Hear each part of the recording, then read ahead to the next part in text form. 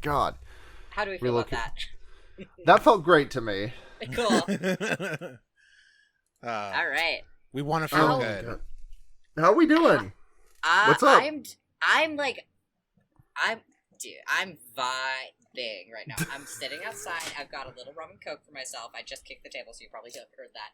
I am podcasting from the patio. I am patio casting right now. It's Sunday evening. The vibes are immaculate. How is everyone else?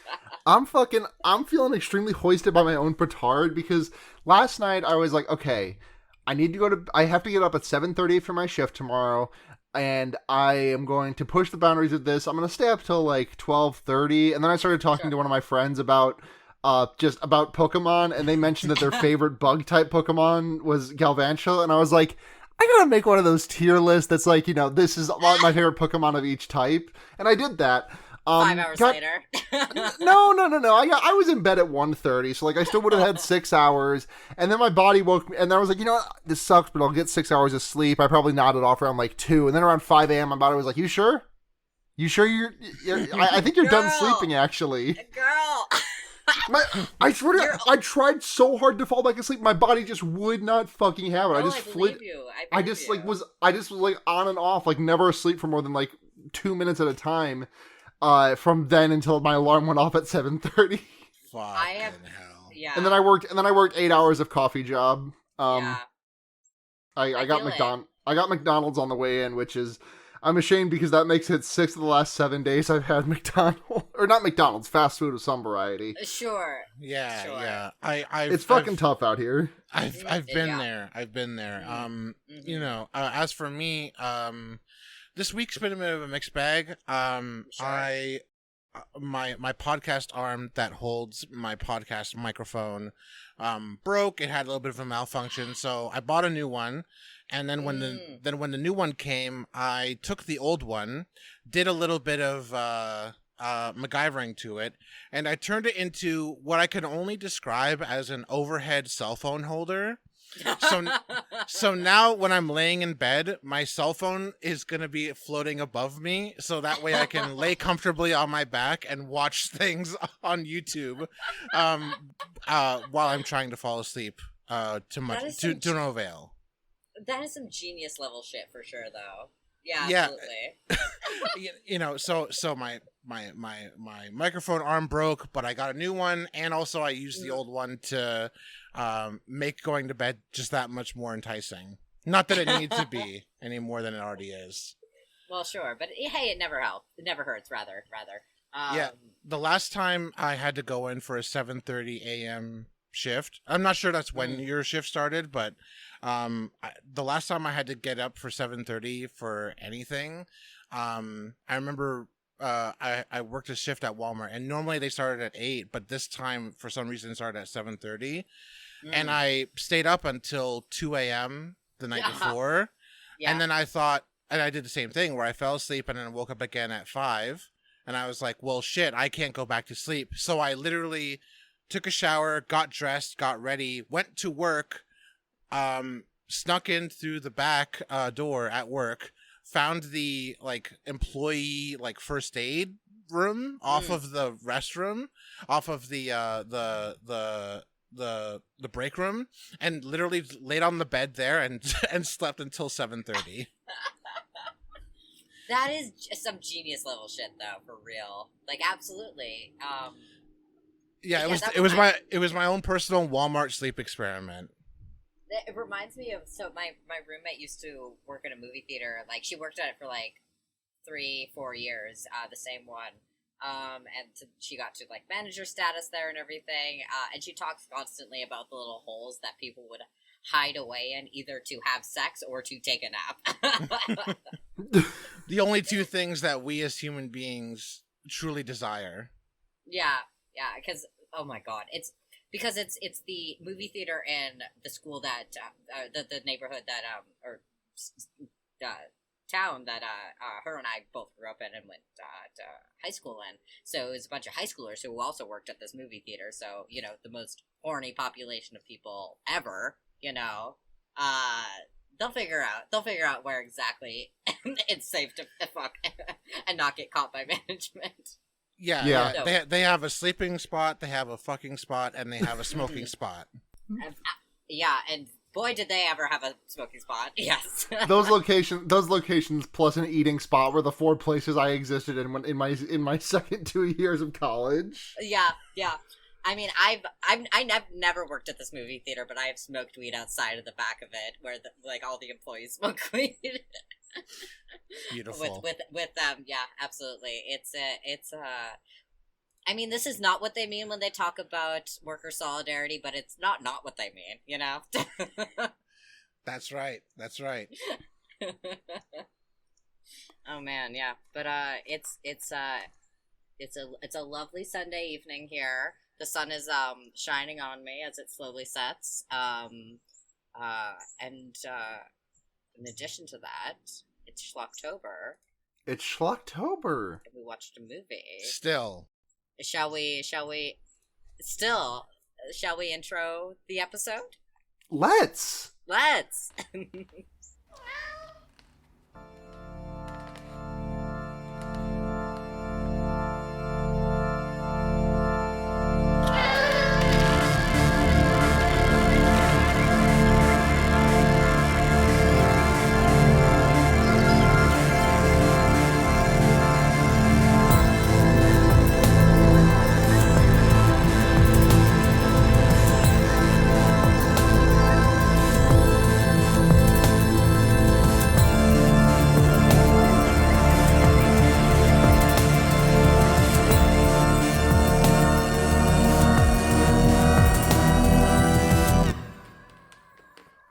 Welcome to Fear Baiting, everyone. It's your number 1 Into the Storm podcast. I'm Sarah. I'm Blair. And we're joining us. We have a returning guest, returning champion, John. Hello. The three-peat. It's me. Yes. The three-time Fear Baiting podcast guest host. Sunday. I was thinking about this on my ride home today. John, have we been on a podcast together, you and I? We have never been on a podcast together. However, you did edit my first appearance. I did. Yes.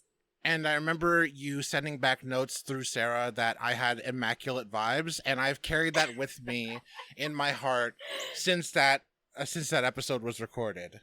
No, truly, and I stand by that. Because I remember. Yeah, because I couldn't remember it because I think I'd added both of your previous appearances on this show. So because it was I was John, there with you. You were on for Blood Quantum and I always forget what the last movie you were on for, John. What was it? Possessor. Oh, right? Yes. But yeah, God, I was just I was like, oh my god, I don't know. You're just incredible vibes. I'm so excited to have you on for this episode, especially with the movie you've provided for us. I'm just yes, just so delighted, because I couldn't have asked for a better offering from you this week, because we had 1988's Q, which was 1982. I thought 1982. 1982. You're so correct. 1980 Q. Q's. One Haruki Murakami's 1Q82. Which I don't even know how to begin to describe this movie. It's like a crime. It's like a New York crime thriller that's about Quetzalcoatl. Yes, it feels very much like what's that one Arnold movie where David Byrne plays Lucifer? Or I don't think it's David Byrne. Who is it? Arnold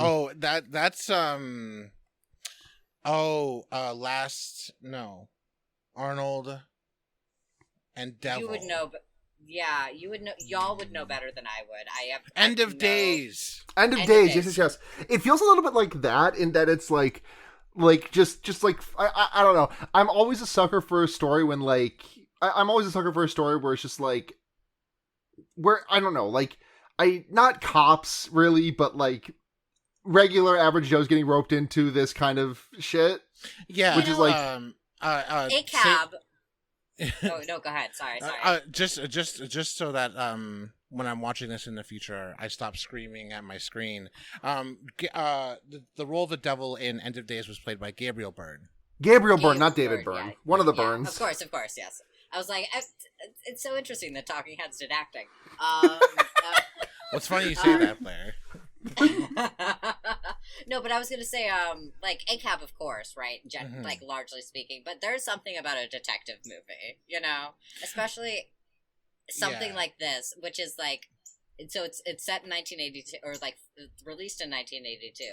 It's set in 1982 as well. Of course. They dropped the year in the dialogue of the film as well. But, like, as we know about decades, they don't actually start to feel like themselves until about 5 years into them, so it felt like very much like a 70s crime movie, like 70s cop movie, like detectives on the beat, like putting their hands on their hips and sighing and like, oh, we've got another one, boys, you know, with the big lapels and shit. I think the funniest part of that to me is like maybe like the 10-minute mark or something when David Carradine is like talking to his cop partner and is like, tell me we got a normal one, and the guy's like, sorry, no, can't do. David's like, fuck, god damn it. Yeah, he's like another skin case, and then like they're like right next to a body of water. They show this body that's like bloated and cut open with like a perfect like surgeon simulator like rib cage poking out. It's just like shit. Yeah.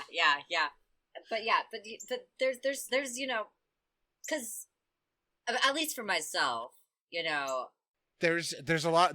There's 2 points I want to bring up about Q after you're done your point, Blair. Sure. I was just gonna say, like, there's something about like a detective movie or like a cop movie. It's like this that's like so trashy and like like almost like sort of like cynically bureaucratic that feels like, well, at least you're honest about the situation that you're in, and that way it's like invigorating. Right. It's definitely like regular Joe Blows getting into shenanigans with possibly a god. Sure. Who knows?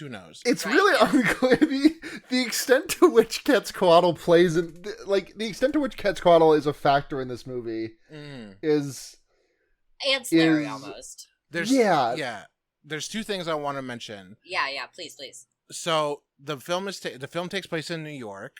Yeah. And the second thing is, like New York City, at least from my impression from films, everyone in this movie speaks to each other like they fucking hate each other. Oh god, yeah. No, nobody likes anyone. There's something about and as far as I know, there is a article online that you can read called "An Oral History of the Making of Q, the Winged Serpent." We'll find that and link it in the notes. Yeah, I would recommend it because it features insights from David Carradine, who plays Shepard, Richard Roundtree, who plays Detective Powell. They even get the guy who plays the sort of police commissioner. His name is Malachi McCourt, and of course the lead actor Michael Moriarty, who, if there are any Law and Order heads out there, Michael Moriarty played the executive attorney general in the first 4 years of Law and Order, from 90 to 94. Yeah. He has strong TV actor vibes. I actually really loved him in this. Yeah, it took a while for me to come around on him, but I really liked the effort that he was putting into all of his scenes. He seemed really pathetic in a fun way. Yeah. Absolutely, yeah. I also want to say that this episode will be a bit on the stranger side as far as structure goes, because twice during the watching of this movie, I somehow found the hotkey to just close my notes app without saving. So I don't have any notes for this movie. Hey, it's all good. John watched it twice. I unfortunately failed to do as much, but I do remember it fairly well, so I think we'll be okay. And also, this movie is ridiculous. So it is absurd. There's not really a whole lot that can be gleaned from it. The movie is 90 minutes long, and it can be found on YouTube. So if anything that we say intrigues you, do go seek it out on your own.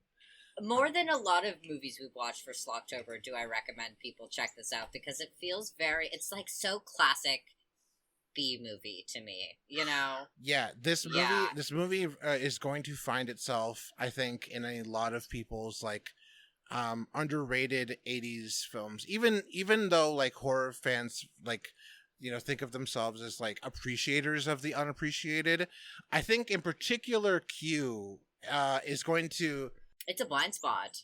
yeah, it is a blind spot on a lot of people's sites. And Larry Cohen, the director of this movie, he also did The Stuff, which was covered on Fear Baiting. Yes. Yes. And also he directed It's Alive and It Lives Again, and he also screen wrote Phone Booth, the Joel Schumacher film. So Larry Cohen got his start by basically directing a ton of blaxploitation films in the 70s. Sure. Yes. And you can really feel that in this one, I would say. For sure. And you can tell that he has a real fondness for that kind of like detective or police procedural genre, and I think that's beautiful. Oh yeah. It is, I always it is a part of me that like loves the underdog, that champions those who go about in schlock as their main sort of artistic vehicle, Yeah.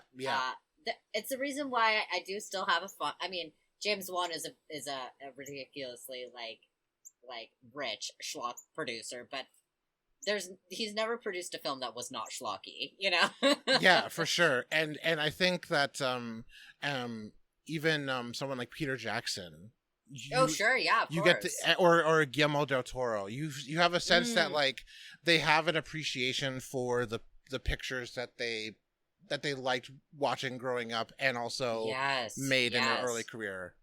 Yeah, absolutely. It like simplifies things. You can be high-minded, but not too high-minded. Or be grounded while still being imaginative. Exactly. Yeah, so, we should get into it then. Let's. It's only just now sinking in with me how ridiculous it is that they were able to just like so freely use the Chrysler building. There's a lot about that in the production section of the Wikipedia. In the article the oral history article, they like Larry talks about how they offered the Chrysler building like they just kept coming back to the Chrysler building. The reason why Q even exists at all is because Larry Cohen got fired on the last movie he was making. He was making a movie called I, the Jury. He was directing it originally, but then he got fired because the producers literally ran out of money, and Larry was going to all of the people who were in production in like the actual like camera operating department, and was like, listen, if you want to get paid, you better get paid now, because this movie's running out of money fast. The producers found out about that, and then they fired him. And so he was the funds are very quickly liquidating. You need to get out. Yeah, dude, basically. I mean, he's a king for that. yeah. That's worker solidarity for sure. Nothing but respect for Mr. Cohen. And so after he got fired from I, the Jury, he thought, the Empire State Building has a monster, but I like the Chrysler Building way more, and that needs its own monster. And so that's when this movie was starting to come together in his head. And then he wrote the script, and then they started making it. And the only actor they flew out for the show for the filming was Richard Roundtree, who was based in LA at the time. And everyone else, from David Carradine to what's her face? Candy Clark to Michael Moore. All of them were like New York actors. So they were local. A lot of it does feel like local talent, especially with the extras in there. It was like, oh my God, you were so like in the theater circuit. Oh yeah. We have John. And also Shaft. Yeah, we have Well, John. I mean, he was the one who was flown in, yeah. But yeah. Oh yeah, he Yeah. was. We have like John Capodice, who plays one of Yep. the mobsters, and he's Mhm. like in West Wing, 6 Feet Under, CSI. He was in Law and Order. Again, he was in Spencer for Hire, Will and Grace too, which was Sure. weird. And he was also in Moonlighting, which actually brings us to another point. This movie was going to have possibly Bruce Willis in it. Oh my god. But as who? Do you know? As the lead character, as Jimmy. Michael Moriarty. No, I love Bruce Willis, but no, that would not do anything. That would be. I think it would have worked. I think that it would have just been a different movie. It would have been a different. But the thing is that like Michael Moriarty needs to be pathetic and suck ass, and I think I think Bruce Willis can do pathetic. I think he can do pathetic. This was very early in his career, Bruce Willis. It would have been, yeah. It would have true, yeah. been. This is God. How old would he have? How old would he have been at the time? I mean, of this? he'd be Bruce very Willis? baby faced. That would be for sure. Yeah, but yeah. Bruce Willis is 66, so this movie was like 40 years ago, so he would have been 26. God. Yeah. And you know what? I don't think it would have affected his career trajectory at all. No, because this was 3 years before Moonlighting too. Yeah. This was like. He could have done both easily. It's really funny. Larry tells a story about when he actually brought in Bruce Willis to audition for the lead role in I, the Jury. And even though the position the role had already gone to somebody else, he still wanted to see Bruce Willis audition.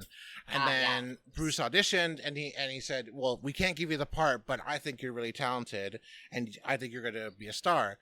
Bruce Willis comes back to him years later and says, "Hey, do you remember this? Do you remember me? Do you remember this?"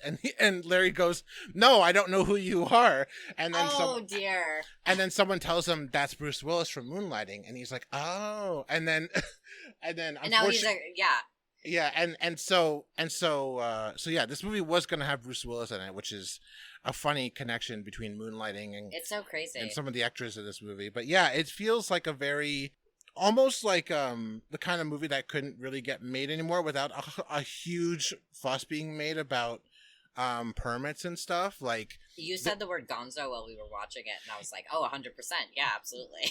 there are scenes when particularly when Jimmy Quinn, the lead character, when he's running through the streets of New York, and we see like barbecue stands, we see people singing on the street, we see kids running around, and I'm just thinking, you couldn't permit it's a very this. crowded New York. Yeah. The only other times I ever see New York this crowded these days is like when people are taking video on their cell phone or whatever. Totally, absolutely, yeah. But speaking of the Chrysler, speaking of buildings in New York, the film opens on of all things, a window cleaner, a man cleaning. Yes. A very horny man cleaning windows. Yeah, very much like a character straight out of a silent movie, just like washing this window, and this woman who has the most pair of shoes I've ever seen in an office, like, yeah, she's like sort of like mumbling to herself, like, how many times do you got to clean that window? She picks up the phone and she's calling, I think, her friend, but it could also be like a coworker, and she's talking about how the window washer has been back there several times, and she says, I wish you could just take a walk, because she's really annoyed at all the squeaking sounds. And we cut to like exterior shots, and like the window washer is like singing to himself too. He's very much like a weaselly horn dog for this woman. But he's doing the Tex Avery eyes. He's wolf whistling. Yeah. He's taking him out and smashing his own head with it. Like, yeah. But he smashes stretching his lips like 3 inches in front of his face to say "awooga." Yes. But it doesn't last very long. His horniness does not last too much longer, because we cut to a very abrupt close-in zoom of the man from above, and we hear and see talons, and then we cut to from inside the office, looking outside the window, we see the headless stumped neck of the window washer, and to which the woman in the office screams horribly, and that's basically it. That's our first ever minute of we're like I think like 5 minutes into the movie after the opening This credits. movie moves and- so fast. A thing that I Yeah. really respect about this movie is that every once in a while it's just like, you know what? I don't think we've done it. I don't think we've had it. Like, I just wish that movies had this just like just like a regular release valve of like, let's just kill a guy and like not Yeah. really relevant to the story in any way, shape, or form. Like, it's just like, Introduce okay, a man to kill him. Yes. introduce, absolutely. yeah, literally just be like, okay, hi, this is. It's like This is Greg. He's have, dying. have y'all seen the John Boy's 24 video? I haven't. Yes. Oh my god. Oh, yeah. It's every character every once in a while they just go to Jaws and they're like, hey, just introduce Jaws to kill him immediately. Yeah, basically. What a miserable show 24 is. But Oh god. yeah, so Like politically and also like emotionally. yeah, and I think that there's this movie is really interesting because there's a lot of themes happening in the movie that I kind of want to talk about later. But yeah, I have thoughts about 24 in this movie. But Interesting. we cut to our main character, our one of our lead characters, David Carradine, who is playing he's playing Detective Shepard. Shepard. Yes. Yeah. And he meets up with Richard Roundtree, who's playing Sergeant Powell. And Powell and Shepard have a discussion about, this guy. He was window washing. He got his head chopped off. What the hell happened? Richard says, "What do you think happened?" And Shepard says, "I think maybe something got loose and a piece of broken glass or whatever. Yeah. it just came down and sheared his head clean off." And Richard says, ding, Simonson's ding. There's no broken windows above him. To which Detective Shepard Throws responds, his hands up. Yeah. he says, "Oh shit." Yeah. So Maybe his funny. head came loose. I don't know. What do you want from me? That's literally the line that he gives. Yeah. It's just I- like there's I so wish we spent- contempt, so much contempt in his voice for this, for being dinged. Like this movie wanted to be so buddy cop, but wasn't because it had to tell a different story. Right, like I feel- like David Carradine spends so much time on his own that every time like Shaft shows up and reminds me that he's and I'm like, oh shit, Shaft is here. Yeah, but also like, whenever they're the thing is, Richard Roundtree is a delight to Richard see Roundtree always. is Like I'm not so complaining, charismatic but also. I mean, they both are right. In their right. words, but I just like now in this retrospective aspect of it, I'm like, man, I wish those two like interacted way more than they ended up interacting because I feel like there's actually chemistry there that was not exploited as much as it should have been. Yeah, I'm of two minds of it. I think that Sure. maybe there is a version of the script that existed where Powell and Shepard are more buddy, but there's a scene later in a diner where Powell shows up and he's kind of treated by by Shepard and also by Quinn as like a nuisance, and so it almost like they transfer the buddy relationship to Quinn and Shepard rather than Shepard and Powell. It's true, yeah. Yeah, there's one more thing about this scene. So the window washer's head is completely missing. Yes. And so there's a bit of a mystery as to A, how his head came off, and B, Just did where that. the head is. Mm-hmm, Yeah. mm-hmm, mm-hmm. And then so yeah, we cut to after we realize that thread's kind of after we've lit that particular fuse, we go to another bomb where at a restaurant the skull of a something or other is being sliced open with a meat cleaver. And we're getting a shot of 4 mobsters and our lead character Jimmy Quinn. Yes, they're talking about having. It's a very Reservoir Dogsy scene. Yeah, except way less talking about Madonna songs. Instead of talking about Madonna songs and what they may or may not mean. Yes. They're instead talking about this job that's going to be happening, this diamond heist job. They're doing the GTA 5 setup, and they want to go. They want to go in quiet, but also armed. And so Jimmy Quinn, this guy who's been to prison, he's kind of like a little Weasley guy. He's very Yeah. he very much looks terrible. He just kind of looks bad. He's like skinny. He's like too skinny for a 45-year-old or whatever, you know. He's got the wildest like hairline. Yeah. Yep. Absolutely. Yeah. Yeah. And no. Yeah. Weasel is the best way to describe him. Once you said that, I was like, oh, that's the adjective.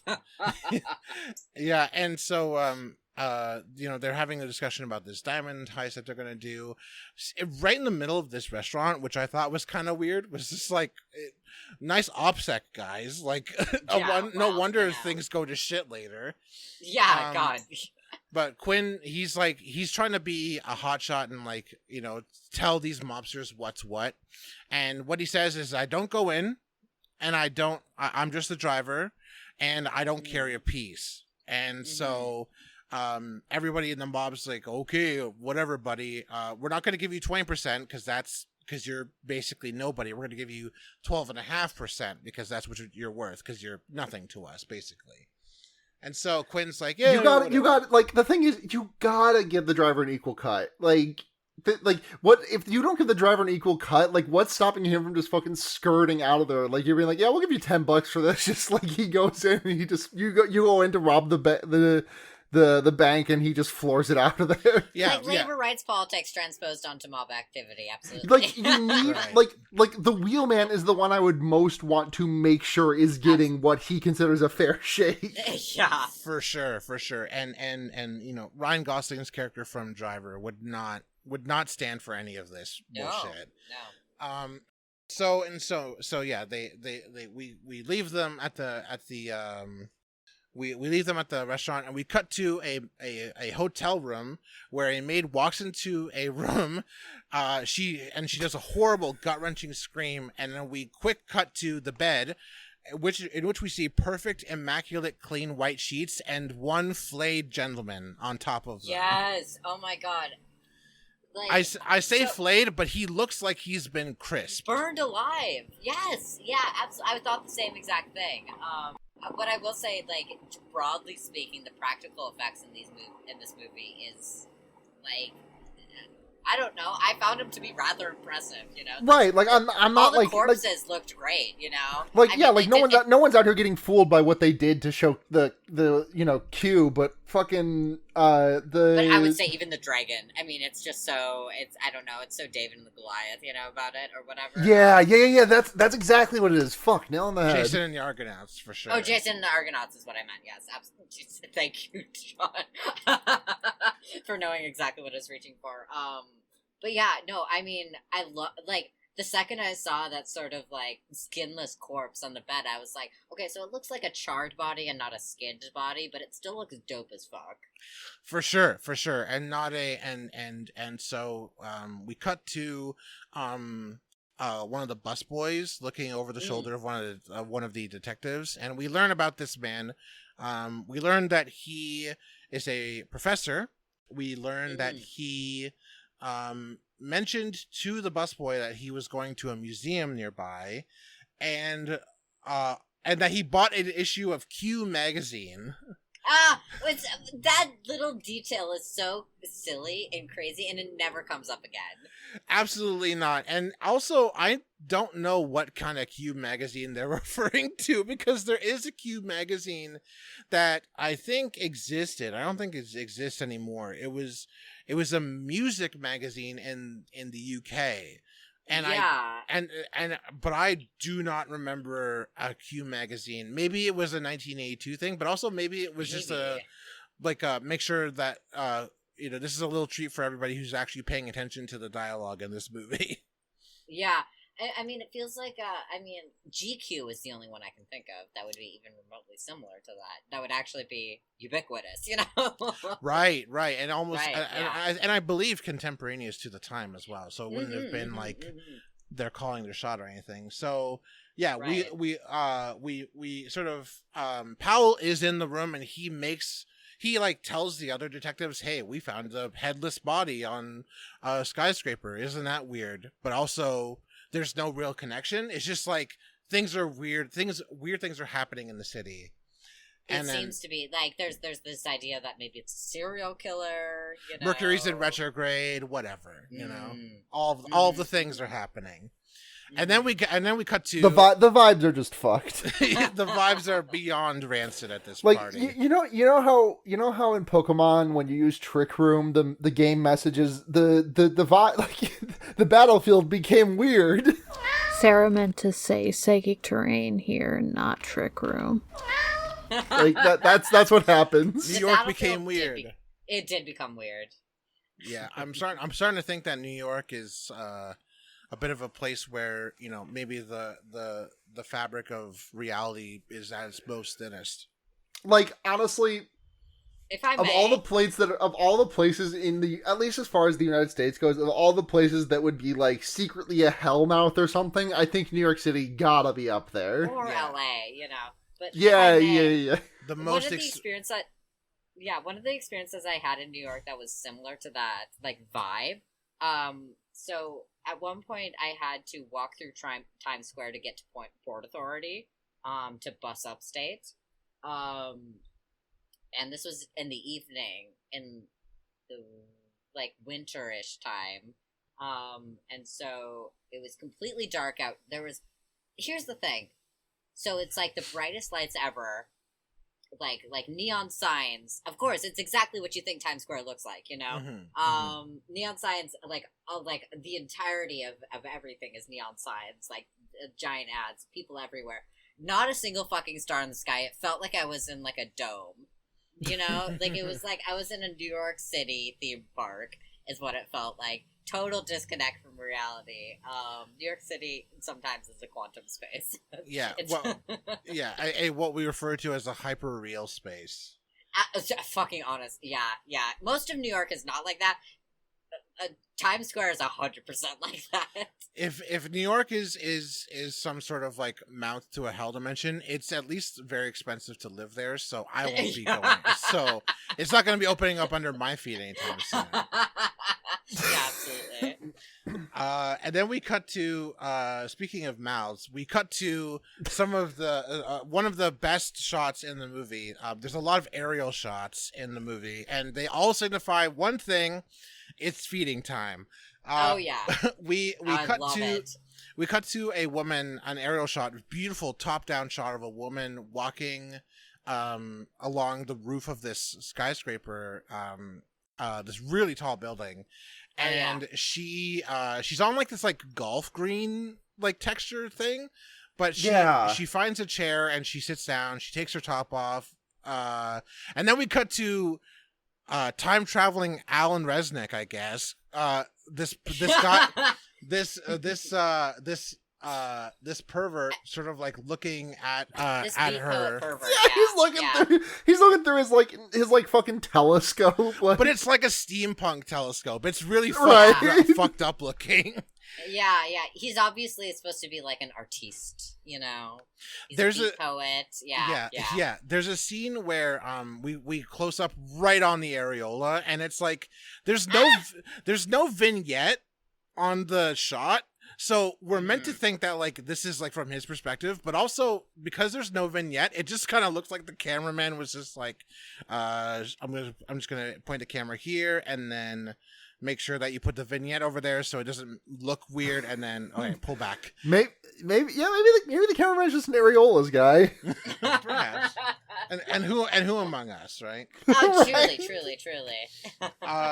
And so, but aerial shots give us Q's perspective. Areolas are like the drummers of nipples. Explain. Or I guess they're the drummers of boobs. Explain. Like. They're the rhythm section of the boob. It's like such a core thing, but sure. like. It's exactly what I just said. Yeah, exactly. Yeah. You don't. I feel like it's not a thing like unless you're like really looking for it. It's not something you super notice. But if it was not there, you would notice the shit out of it. I've never seen an areola-less nipple. I will say. You know what? Yeah, and you're kind of off-put when you do see one. For sure, and so we have from the areola to the aerial shot. We see the perspective of Q as she's flying around above, and then we get a horrible scream, close up zoom, just like the window washer, and then we see the open beak of Q chomp down on this woman and leave the sunbather's chair completely empty. And this is when we get that. This is when we get that fucking sick scene of like it like flying over New York with her body, right? Yes, and not only do we see that, we see reaction shots from people on the ground. Yes, I love this so much because the people on the ground are just like they just randomly get like just some just like some red paint thrown at them, Just and then they react. Just a little bit. They get like, yeah, because, you know, it's dropping from however many thousand feet in the sky and just landing on them from this woman that's being carried off by this winged serpent. And I love this scene. This scene fucking rules. The best part really about does. the scene is the fashion of all of the people who are walking by. I know. And it seems like it's shot on like a different grade film than the rest of like the shots, because it's really grainy looking and it looks like news camera footage that you would see like on TV. And we see a lot of different people, but I picked out two extras who of note. A man who looks like Charles Manson crossing the road. Yes, and a Paul McCartney circa 1978 lookalike. And everybody who reacts to having this little bit of blood dropped on them, like reacts. Paul is dead. Everyone who gets blood dropped on them reacts naturally, but the worst ADR I've ever heard in a movie is played over them reacting, and it's like, it's really, really funny. I almost want to splice in like the random bits of nonsense that people yell to try and give the scene some sound or something. Oh shit! Oh look! What is this? Look, this what? Where did it come from?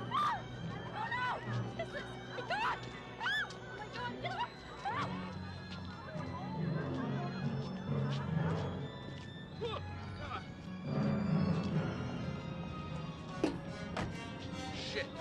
Oh, gee! Hey, who's up there? And then we cut to Quinn entering a bar. Now this scene, this scene is the fucking funniest thing in the world. Please, John, go ahead. Hit us with this. So Quinn enters a bar and he looks over to the left and he sees a woman who's like wiping down some tables, and it's somebody who obviously is signaling to him that she knows him. And he walks up to the bartender, and the bartender says, "Hey, we don't open until 6 p.m. And Jimmy says, "Oh, yeah, I know that, but I heard you were looking for a pianist, and I'm a bit of a player, and I can play on Mondays and Tuesday nights. So why don't you hear what I say? Why don't you give me a shot?" And then the guy's like, "Where'd you hear that we were looking for a pianist?" And then Jimmy like looks over at the woman again, who we later learn her name is Joan. And then he says, "I just heard it." And so the bartender's like, "Oh, fine, whatever." And so he walks Jimmy over to the piano and says, "Go for it. Just don't hurt the piano. Just don't damage anything." Mm-hmm. Jimmy then sits at the piano, and for the next 2 minutes, he plays what I could only describe as bad jazz on the piano. His jazz is all about the notes that you do play. Unfortunately, it is that way. And I've learned something quite tragic, is that the song that Jimmy plays is a song that was written for the movie by Michael Moriarty. Oh no, sweetheart. Yeah, and so it's bad scatting. It's got really bad scatting, and like Scatman John Larkin. He is not. No. He's out of tune. He's it's rough and tumble. I mean, it's not terrible is the thing, but it's bad. you see, that's the thing, right? Is that he is he's so bad that you kind of want to let him dig himself into a hole a little bit, and then maybe he'll, redeem himself eventually, but he Yeah. just doesn't. maybe it'll get so bad that it's good, and then Yeah. the bartender absolutely fucking ethers Jimmy Quinn by walking over to his own jukebox, putting his own quarter in the machine, and playing a So rock funny. song. I love this. It's such a this whole interaction is so funny to me because it feels so naturalistic, Right, right. Yeah, it really does, because and especially with his exit, because we have Jimmy Quinn being like, oh well, all right, taking it in stride as much, still with a chip on his shoulder, and the bartender is like, yeah, that's all right, and Jimmy like exiting, and Detective Shepard is there. He's like, I thought it sounded all right. Jimmy's like, what the fuck do you know? As he exits, Yeah, and Jim Carrey's like, what the fuck do I know? I don't know. This whole scene feels very naturalistic and like is almost mumblecore. Right. Very much so. When I first saw the movie, I legitimately thought that the bit where Jimmy passes Detective Shepard, who's already sat down and ordered a drink, even though they're only supposed to open at 6, so I'm not sure why he's there anyway. Anyway, Yeah, why not? I mean, maybe it was like 5:55 when Jimmy walked in, and the bartender's a real stickler. yeah, oh yeah, yeah. Oh god, yeah. We've all been Probably. there. Sure, why not? But Listen, I will listen as God is my witness. If the coffee stand opens at 7, I will not fucking serve you a drink at 6:59. Keep waiting. Wait in line for 60 more seconds. I know you have it in you. I'm putting my Yes. sore foot down now. Yes. Yeah. And so I legitimately thought, the first time I saw this movie, that when Jimmy says, "What the fuck do you know?" I legitimately thought it was like not in the script, because it was just so jarring. The contempt that Jimmy has for everybody around him. It almost felt like a real moment. 100%, absolutely. So after the failed audition, what can you say? Sometimes you win some, you lose some. Absolutely. We cut to Quinn in the driver's seat outside of a diamond shop called Neil Diamonds. I repeatedly lost my mind while I was watching this. Like I would, Not Neil's Diamonds. Diamonds. It is not Neil's Diamonds. Diamonds. It's Neil Diamonds. Yes, it's fabulous. This movie rules. Yes. When Quinn is in the driver's seat, one of the mob guys behind him hands him a bag with a revolver in it, and he says, "Why are you giving me a piece? I don't go inside." And then to which the mobster replies, "If you want an equal pay, you have to take an equal risk. So you're coming in with us." And Quinn's like, "Oh fuck yeah, whatever." And then he says, "Is this gun loaded? I could shoot my balls off."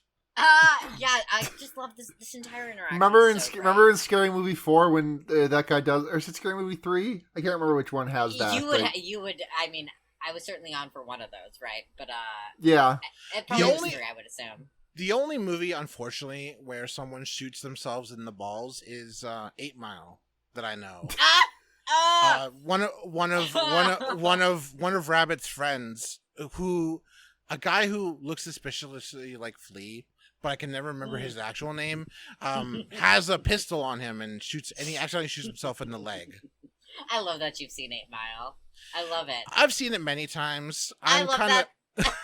And I didn't see them unironically. I legitimately was legitimately a huge Eminem fan. Oh yeah. You would not be my only close friend. I mean, you're not. I would not call you a close friend. Which is not me saying you need to keep distance from me. It's just like me not assuming that I know you very well. No, I get it. I like Eminem. It's fine. I'm just kidding. It's fine. No.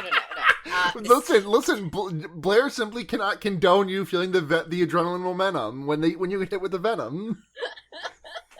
I have other Eminem friends, is what I'm saying. So you are not the only one.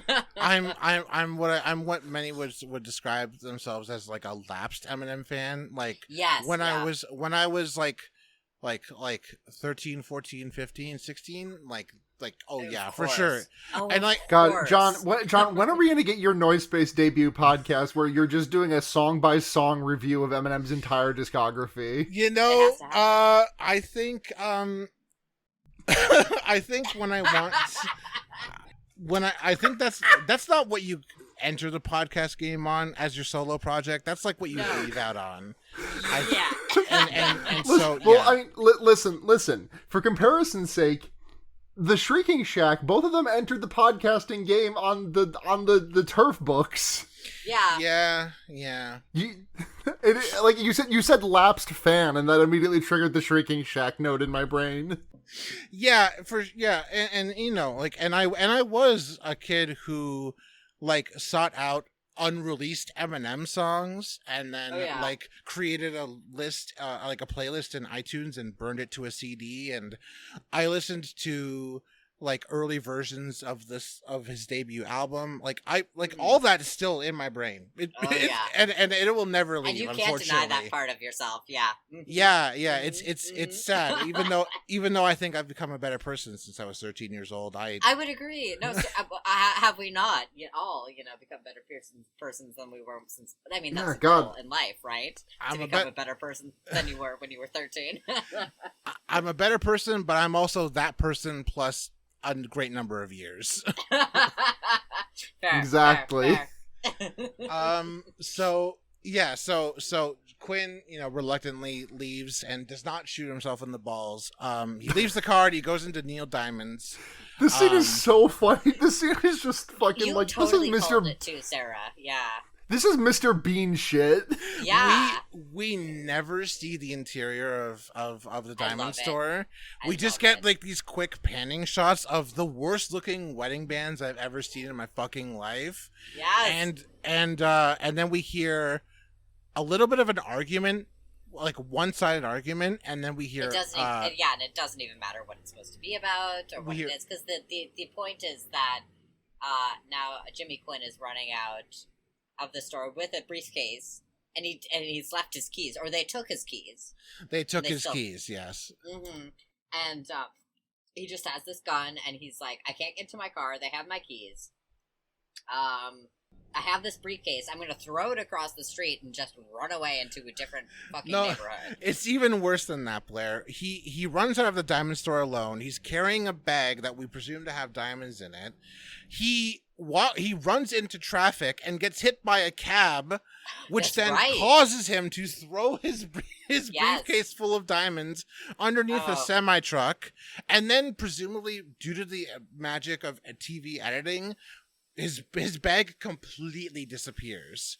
Yeah, He's he just didn't even discombobulated. look for it. Yeah, yeah. He's discombobulated from taking force damage from the taxi, and he looks around and he's like, "Where's my fucking bag?" And he's people walk up to him and speak Spanish at him, and he's just like ignores them. He's in runs he's down both this. in he's both in Chinatown and also like in the sort of like both Russian speaking English district, Russian speaking district, and the sort of Spanish speaking district. Like there's just no English speakers around him at all whatsoever. Yeah, he then runs down the street, and this is what I described as like the Gonzo shot, where we're getting scenes of Quinn running down the street and using a payphone, and it's so far away and so zoomed in. For sure, and we're getting pretty good ADR. Although my suspicion is that if it's not ADR, that someone is nearby recording him. Maybe a mic in the phone booth. Yeah. Yeah, for sure. And Yeah. But either way, it's a great shot of like a bunch of New Yorkers just kind of doing whatever they want. I love this. I really do love it. Like I love how like I don't know. It's so lively. I mean. I like permits or whatever, I love those sort of like city shots that are especially of this era that are just like masses of people just authentically existing in the world, For sure. There's a YouTube video series called Only in New York that I watch, and it's literally just compilations of clips of things that people see when they're either driving or walking down the street in New York, and it could be anything from like a Spider-Man cosplayer riding a bike like very cool in a very cool way, or just like people performing on the subway, or just anything, any number of things. And it feels like It's a great city. Yeah. when you're in New York, it feels like you're always in a movie, so people just kind of yeah. take it all as normal. Oh So- yeah, absolutely. Yeah. So yeah, there's that. But so Quinn realizes that he's fucked, so he walks over to a phone booth and he calls his lawyer and says, I'm coming over, don't leave, just like stay there. And then he hitches a ride via cab to the Chrysler building, where he tries to enter his lawyer's office and sets off an alarm. Oh yeah, and this is where we actually get into the intrigue of the movie. Oh yes, this is when when two great paths collide, where Yes. Quinn, trying to outrun the alarm that he sets off in the Chrysler building, takes the elevator to the very top floor and then tries to hide in the needle of the Chrysler building. The Chrysler building has like this like formation that like enters into like a like the tip of a cone. And so he goes into that cone and takes two ladders up to try and get away from the watchman, who I gotta say, the watchman in this movie who guards the Chrysler like sort of like upper levels is one of the most god awful watchmen I've ever seen in my life, because he walks up, he goes into where there's the first level with the first ladder that goes up into the needle point itself. He gets up to that level, walks around a little bit and says, fuck it, I don't care that much, and just walks away. Quinn, I would like to just apologize for being so damn quiet for the last 10 or so minutes. My dad has decided to mow the lawn directly outside my window. I cannot hear it. Yes. It's showing up. It is showing up. It is extremely showing up on my waveforms. I regret to inform you. No worries. Continue. Where was I? Oh yeah, so Quinn takes two ladders up there, up into the Chrysler building needle, and when he gets to the top of the second ladder, he finds a perfectly clean skeleton with a single metal bracelet, like a charm bracelet on the wrist. Yep. And he finds the biggest fucking egg that anyone has ever seen. It's like bigger than imagine a dinosaur egg in your head. It's like bigger than that.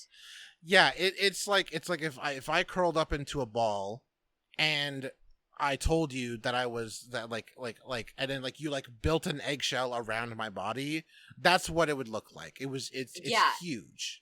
It's the square footage of ironically a New York City studio apartment. Yeah.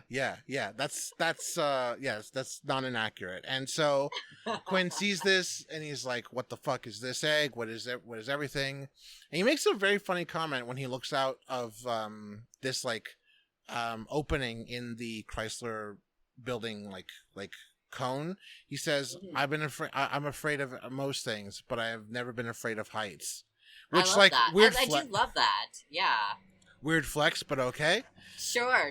But it's a nice character. The definition of weird flex, but okay. Yeah. And so, we cut from Jimmy Quinn's discovery of the egg to the mother of said egg, Q. We have an establishing shot of a construction site, and it's just about lunchtime. So the foreman on the job is saying, everybody go downstairs and have your lunch, whatever. And then there's this worker who says, "Hey, who got into my lunchbox?" to which the foreman responds, "What are you looking at me for? I didn't get into your lunchbox. You're always coming at me for." And the worker says, "It's been the third week. That's the third lunchbox in a week. I'm sick of it. If it happens again, I'm gonna stick the thermos up each of your asses." So I love this actor so much because he's so New York City theater kid. He has a discernible lisp. Yeah, he's so flamboyant. He's so. The fact theater that major? He's the fact. I mean, like he's the one who eventually gets plucked off by Quetzalcoatl. And what happens after the fact is, I mean, guys who didn't even notice were like, I better stoop his wife or whatever, Oh no, Um, yeah. So the best part is that the guy who's eating his sandwich is the foreman. yeah, So he was right the whole time. The foreman says this his wife so and so's wife makes a damn fine tuna sandwich.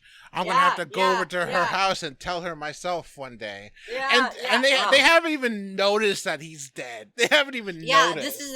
this is sandwich of a dead man. Fucking psycho. Come on, come on, come on.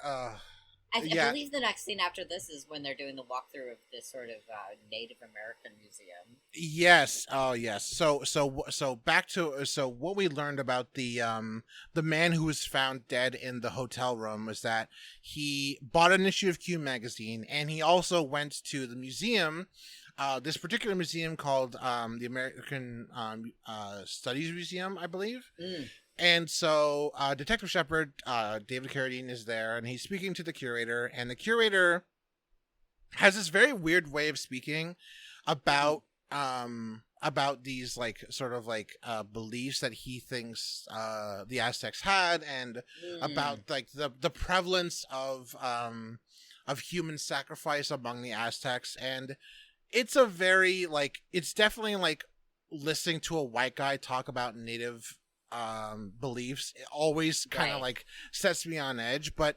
there's Yeah, a particular quality about the way this guy speaks when he mentions that, oh, it's not murder when a man is humanly sacrificed, it's suicide because he's giving his blood, his flesh willingly. So you see, you're wrong, detective. It's not murder. It's not my fault that he died. You feel like it's gonna be like a reveal where like this guy's definitely the murderer. Sure.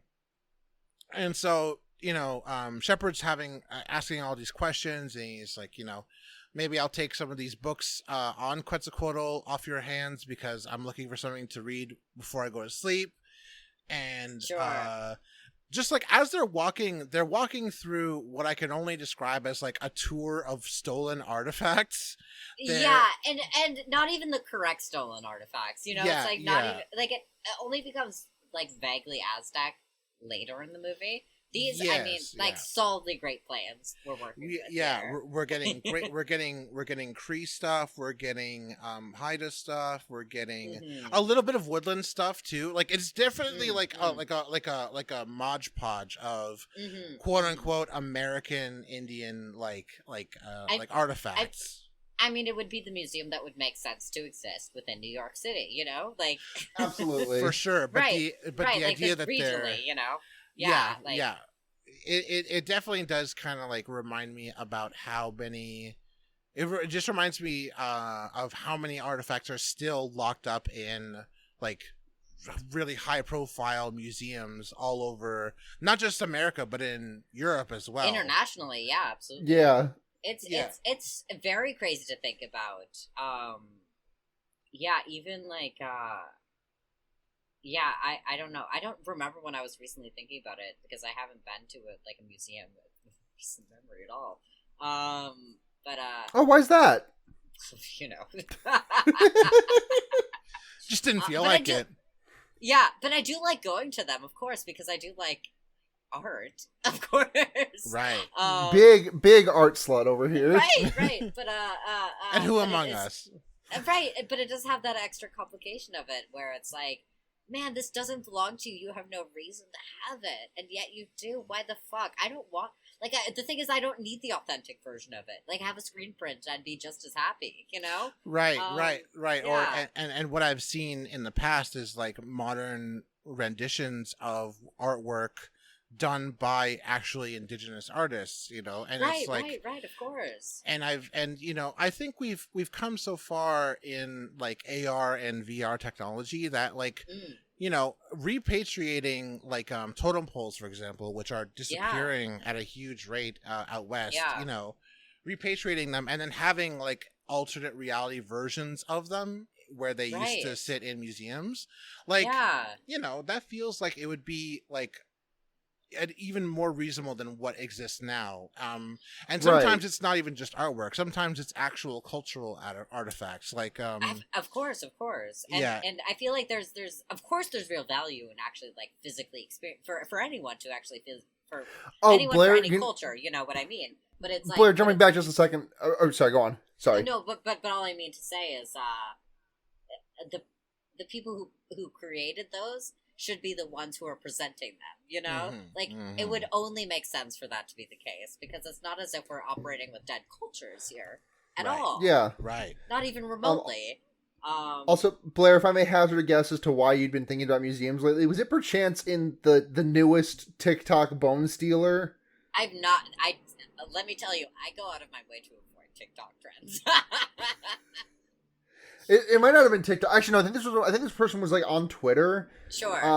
We don't have to get into it, but just like someone who was like throwing a shit fit because like there had been something passed into law that like, you know, Native American remains were ordered to like be removed from private collections. I remember thinking about that. Because it's like, if you're in academia, I have to assume you're smart at least a little bit. So you have to.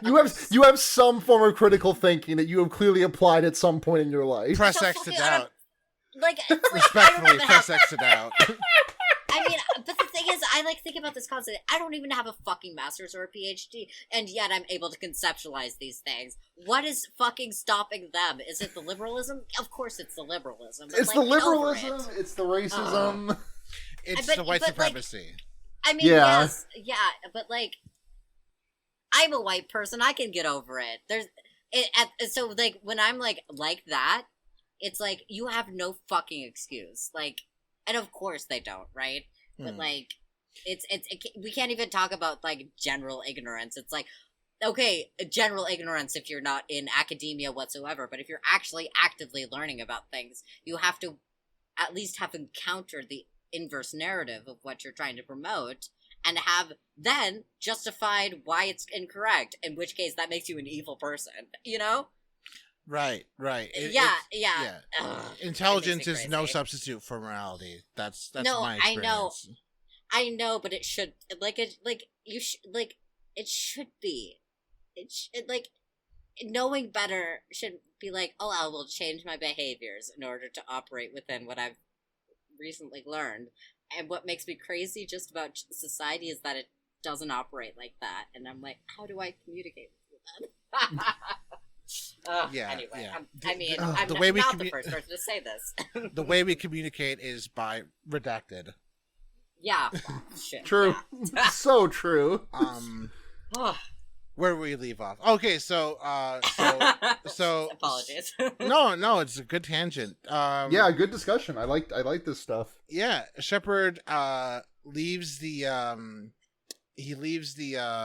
building, and then we cut to Shepard later actually doing what he said that he was going to do, which was read the books that the curator gave him on Quetzalcoatl, like before he goes to sleep.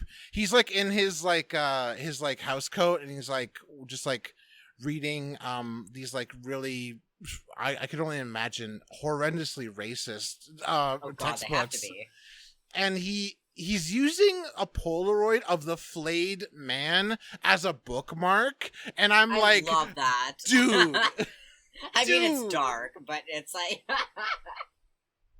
And he's with this woman who we never see again, and she says, "Oh, you're gonna give me nightmares if you keep reading that." And then he's like, "Oh yeah, sure." And then he like leaves the book open on the bed. She looks at the pictures, and she's like, "Do you think that this could ever exist?" And he says, "It's not been the first time that a monster has been confused for a god." I'm like, she holds this up and becomes a mid-aughts sidebar ad that says, "Has science gone too far?" Yeah. And then to end the scene, David Carradine squawks at this woman, and then they start making out. Right. Yeah.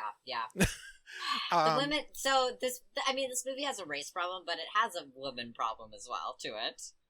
Oh yeah, we're gonna get to that here. So Quinn returns to his partner's house, the woman who he sort of like nodded at the bar, She's Mm. his girlfriend. They're not married yet.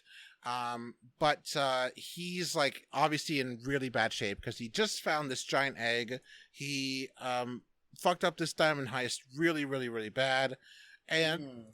he knows, excuse me, knows. God, I know we already talked about the diamond heist, but I just cannot stop thinking about how comically he fucked it. And we don't even see what he did. It's just so it was fucked up from the start, basically. Like he fucking like I need to emphasize the fact that he walks in there with his two compatriots, then he walks out alone with a briefcase full of diamonds and does not have the keys anymore. Yeah. Yeah, it's. I'm sorry. I just this has been all I can think about in regards to this movie. It's just such a funny scene. It's so fucked, and so he's been having a really fucked up day. Yeah. He walks in and he's like really snippy at her. She's like, oh, but first she doesn't really know what's going on. She's like, I hope that the job interview went good, and he's like, yeah, and then she's like, did you well, how did it go? And he's like, there was no job interview. And she says, well, I hope you, and he just yells, shut up at her.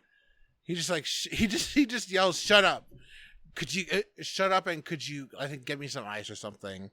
He also has the sweatiest, darkest pits I've ever seen in my fucking life. Like the shirt that he's wearing, like the button up shirt that he's wearing has literal like soot underneath his arms. It's fucking awful to look at. What else? Let's see. So he starts having like this really weird like fucking episode where he just keeps like talking about how things got fucked up and what he saw, and he's like limping around her apartment, and he says something really fucked up. He says, I want to cry, but I haven't cried since I was a little boy. And she's like, oh, it's okay to cry. It's okay to cry. And he's like, no, I'm not supposed to cry. I'm a man. Wait, I don't know what I'm supposed to be. Everything just went to shit. Everything I touch just turns to shit. He's having a great day. Yeah. He then like tries to sit on her couch, and for some reason his ass hurts. So he like tries to sit down, bounces up like a spring, and then lands on his side on the couch and buries his face in a pillow and just starts crying. Yeah, he goes full Paul Giamatti adult baby from Signs mode. Yeah. Turns into a total cartoon, turns into a fucking spring, and just like bounces up and starts crying. And then he starts like quoting his own song. He's because the song that he wrote is called Evil Dreams. He's like, whoa, I had an evil dream. It's like Nick Cage levels of fucking acting, like, but like Nick Cage now. You know what I mean? Like I'm imagining this movie and Vampire's Kiss happening at the same time. Oh my god, yeah. Just Nick Cage walking through the streets of New York, moaning and groaning. Oh yeah, 100%. Oh my god! And so the scene ends with them just kind of like, with Quinn obviously shaken, but like ultimately not really knowing like what to do next. He's just gonna lay low at his girlfriend's house for the next little bit. Right. We cut to Powell and Shepard, and they have a scene where they find another sacrifice victim with the a surgeon simulator rib cage sticking out. Powell says something quite interesting because Shepard tells Powell about what he's been sort of like what he's been learning, quote unquote, about human sacrifice and how about hearts were offered up to the gods. Mm-hmm. Powell says nowadays we just eat the wafer and drink the wine. Now that's what I call being civilized. And I'm like, so interesting to me. I just have it in my notes, ideology. Yeah, I love civilized ideology like this, because the thing is like human history is so short and brief and largely the same. You know, like it's the shit that people who consider themselves civilized were doing the same exact shit as people, the actions that people they considered uncivilized, you know? Like, Right. it's not that different, and it's almost as if there's sort of like threads between human consciousness and how we like approach situations for our own survival. Do you know what I mean? Like, it's like, yeah. It's like the circumstances that all three of us in this call were born into, living like born in the late 20th century, like mhm. you know, we would only hope that if there is a future and that there are anthropologists and historians of the future, that they will look back at our time and not call us savages despite all of our worst behaviors. Right. That they'll say that, like, this class system that humanity has lived under for the last 300 years really did a number on the planet and the people who lived on it and the non-human people who lived on the planet, Right. you know, for a long time, but they eventually got over it. At least, like, Yeah. that's the hope, right? Is that there'll be a future archaeologist who will think, you know, man, they were really bogged down in some really harmful behaviors, but These guys were really these guys were really just fucking riding it out, huh? Yeah. But It's moreover, just absolutely fucking like just looking in the future. I like to think in the future they're going to unearth my corpse and just note somehow note for my skeleton, this person had huge knockers, B, their knuckles were perpetually white. well, like moreover, it's like how do we like the sort of like barbarianism or whatever, if we're gonna call it that, that went in the European Middle Ages.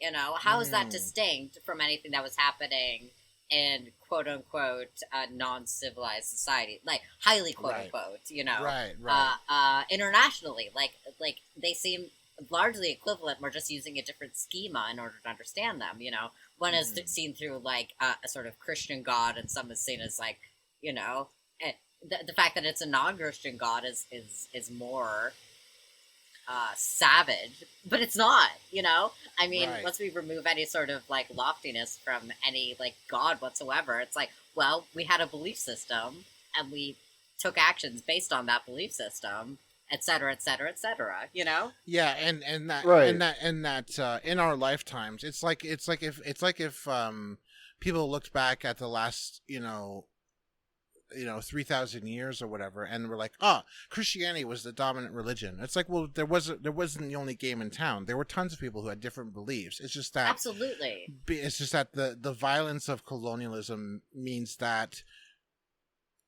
pre-colonial subjects who were distinct and not part of the generally accepted history of what people were like before contact are erased.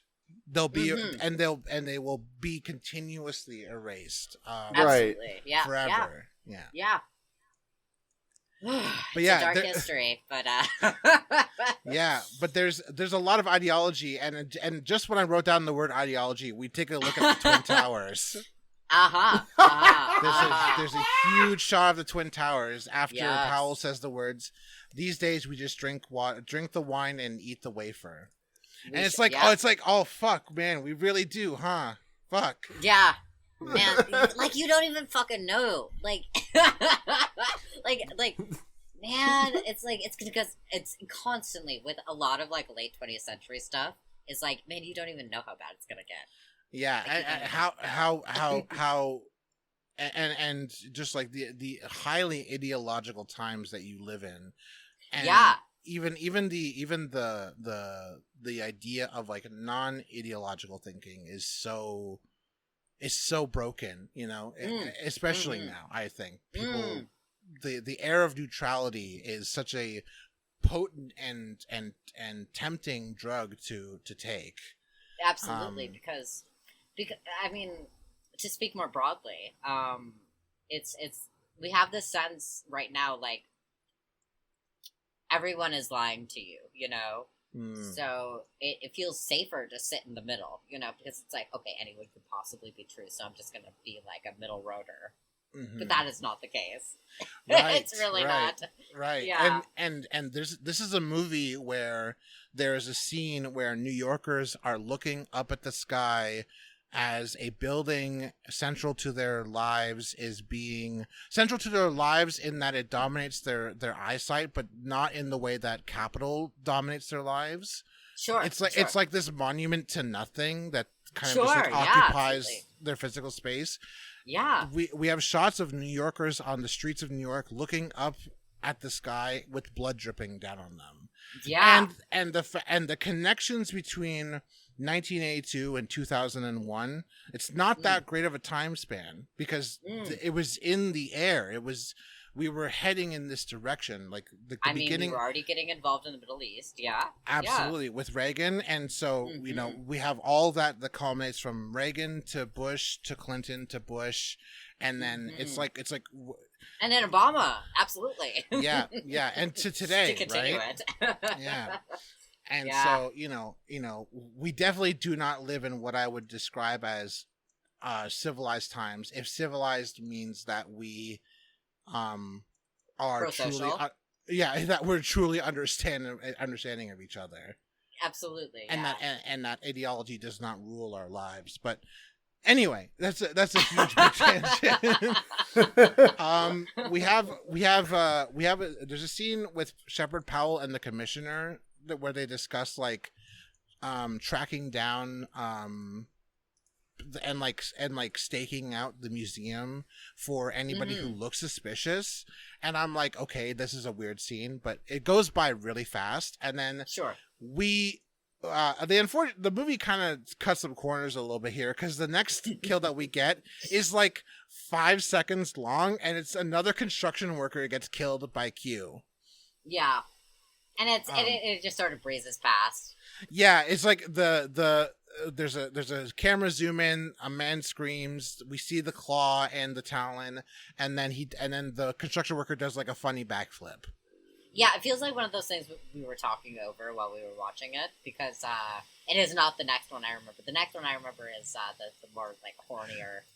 Oh yes, scene. Yes, yeah. The next, yeah, that one is just extremely like make up a guy and kill him in your mind. Yes, absolutely. Like that is the most Joss from 24 to me. Oh yeah, for sure.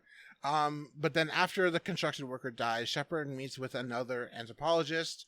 They have a conversation about like the prevalence of winged or feathered serpents across world history. And yeah. yeah, as a teen, when I wasn't listening to Eminem, I was definitely into comparative anthropology because nothing intrigued me more than the idea that cultures that were very distant from each other came up with the same stories, like the prevalence of flood myths, and yeah, it is compelling. And I think that there's something there, but I'm just not sure if we've really synthesized a theory yet. And the prevalent theory at the time of the making of this movie was like still pretty much up in the air between like Freudian and Jungian theories of like archetypes and the collective unconscious. And it's compelling if it wasn't like filtered through very white, very Eurocentric lenses. Yeah, but for myself, I will yeah. say that, like, especially with flood myths, it's like, well, it's just that human beings tend to locate within similar regions geographically, like by For rivers sure. or by bodies of water, because food exists within bodies of water. And the act of flooding was, especially in the times where you don't have very much generational memory. Yes. But you understand that there are oral traditions that say like sometimes it floods really bad and we gotta move back our settlements or whatever have you. And so so it's a very kind of like compelling like thread to follow. Yeah, and especially with like the flying lizards, with dragons. It's like, well, lizards are the animals that are the most unlike us, or like reptiles, are the ones that are most unlike us, because mammals are very much like us, and we mostly interact with those. So of course we have mythology about lizards, because they're like These are like strange little guys. Yeah, imagine. Yeah, Smile is staring daggers into at me right now. Imagine I think she can tell that's what the conversation we're on. Imagine if we had. Well, I think Smile should be happy that we never really perfected lizard husbandry. We only ever really perfected that with mammals that could actually move things. Yeah. Oh But God, Smile with any case.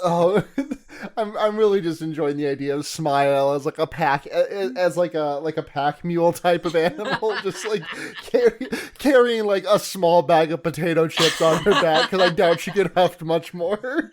Yes. Oh yeah, for sure. And so, Like I think the maximum weight that Smile could carry is like a magic 8-ball, possibly. Oh, yeah. For sure. For sure. But you know what? We appreciate their efforts anyway. Absolutely. So the anthropologist says something that I thought was like a twist for like a magical like second act villain appearance.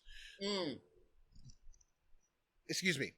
The anthropologist says, "I'd really love to get my hands on it," when in reference to Quetzalcoatl. And the first thing I thought of was no. Mm-hmm.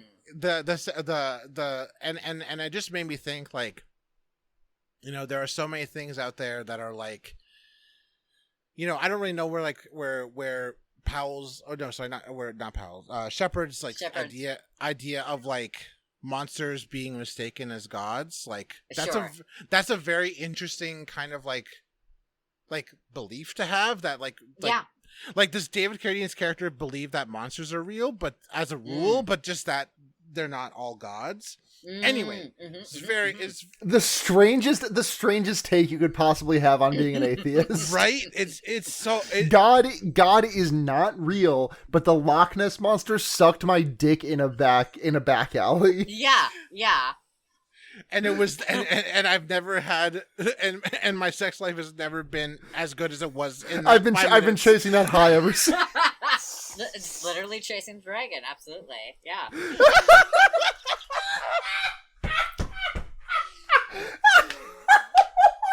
Thank you, ladies and gentlemen. Oh, fuck. Oh, we can just wrap it up. I don't think we're topping that. No. That's gotta be like a scaly like call to action chasing or the something. dragon. Yeah. Oh, I should hope. You know, if they had a fucking sense of they better. You know, they fucking better. Yes, I am a chaser. Parentheses dragon. Fucking hell. I love it. If you don't have scales, or if you do not have a scale or a chitinous exoskeleton, do not fucking talk to me. Oh God! Do not at me. Do not at me. Do not DM me. Do not look at my Twitter profile. Do not interact with me in any way, shape, or form. If you like my tweets, if you like my tweets, I will descend upon you with the fury of 1,000 gods. Yes. Unless you have scales. No flesh, no furs, no. No way, brother. Oh God. So Shepard doesn't, in fact. He has a conversation with the anthropologist, and he says, you know, is it possible this could exist? And the anthropologist is like, no, but I'd love to get my hands on it. And then that's the end of that scene. We cut back to Quinn, who is still back at his partner's place, still stinking up the place, and he's laying on the couch when he hears a knock on the door, and he realizes that the mob is out there. They have tracked him down to his partner's apartment, and he's very much panicking. He has this really funny bit where he hasn't said anything, and nobody has answered the door. The mob guy says, "Jimmy, we know that you're in there. Please come out, and we know that you have the stash." To which Jimmy responds with, "No, I don't." Like, absolute, like you could have just been dead silent, and nobody would know that you were there. but you had to go ahead and say that you didn't have the stash anyway. Like a darn fool. Like, holy shit. Like Jimmy Quinn is not only Weasley, but he's also like an incompetent weasel. He's not even like a weasel that you could respect. I know. No, he truly is an idiot. The only sort of power grab he has is the fact that he has a regular lawyer, you know? Which is weird. It is weird. It's thought never that really regularly. explained. Yeah. I don't know if this happens immediately next. But we do eventually get to the point where they bring Jimmy in. Okay, so yeah, we'll get to that very quickly because I do want to power through lead us to this it. bit. So Yes. so the mob are going to try and break down the door to his girlfriend's house. He opens up the window to the fire escape, goes down the fire escape, walks down the street, gets caught by the mob guys, and they say, "Okay, we're going to beat the shit out of you until you tell us where the stash is." They beat the shit out of him for like half a second, and he says, "Okay, I'll tell you where they are." And then we cut to the Chrysler Building. Jimmy leads them to the to the Watchman. The Watchman gets knocked out by one of the mobster guys. There's two mobster guys with him. He says I stashed the diamonds up these ladders. So they go up those two ladders, and lo and behold, Q is there, and she eats both mob guys. It's great. It is. We hear the most ADR like Pringles being crushed in the can they come in. Yes. Like, as Jimmy Quinn is walking back down the ladder, he keeps yelling, "Eat them! Eat them! Eat them!" And it's so fucking funny. So yeah, Jimmy basically uses Q as like an Aubrey 2 kind of figure, and just kind of feeds his enemies to them. It's very cool, and he feels like he must feel like he's on cloud 9 until he returns to his partner's apartment, and while he's climbing up the stairs, he gets nabbed by the cops and gets brought in. Yes, he does. And a variety of things happen, but he does get brought into a sort of boardroom eventually. I love the scene. Really quickly before so after he gets caught by the cops, that's when we get the swimmer kill. Yes, the swimmer kill is so delightful because this guy is. This is the only scene that has planted itself in my memories firmly enough for me to recap it because it's just seared into my mind. Yes. Because what happens is this vaguely European-looking bodybuilder guy is just boredly like helping women work out, which is like, listen, dude, you're training women doing push-ups. Like, could you look a little bit more excited? Like have some fun in the sun. Like, what the fuck are you doing? And he's just like, okay, do some push-ups. I don't fucking care. I'm gonna go jump in the water, go for a swim, because I'm just so over you bitches. And then he gets grabbed out of the water by Q and dies. Yeah, he's very boredly counting a woman's push-ups. Yeah. And then once he gets to like 48, he like dives into the pool, and then immediately, as if to punish him for his ungratefulness, respect women. Q comes down. Q descends from the heavens and says, "You must respect women." Quetzalcoatl grabs him out of the pool and carries him above the thing, and then we cut to the whatchamacallit, the police precinct. I love the commissioner in this scene because he's so Irish for no reason. Yeah, Irish. He's Irish, but he's doing a very good British impression. But it's sometimes his actual Irish accent like like breaks I through will a little say- bit. At the end of the scene, it definitely he feels like he's doing full Irish. Yeah, which is funny because Malachi McCourt, he was born in New York, but he actually was raised in Limerick. So he's one of the very few people who can say I'm Irish American and actually mean it. Yes. And actually it means something. Yes. But he's no plastic patty, that's for sure. Absolutely. But they have this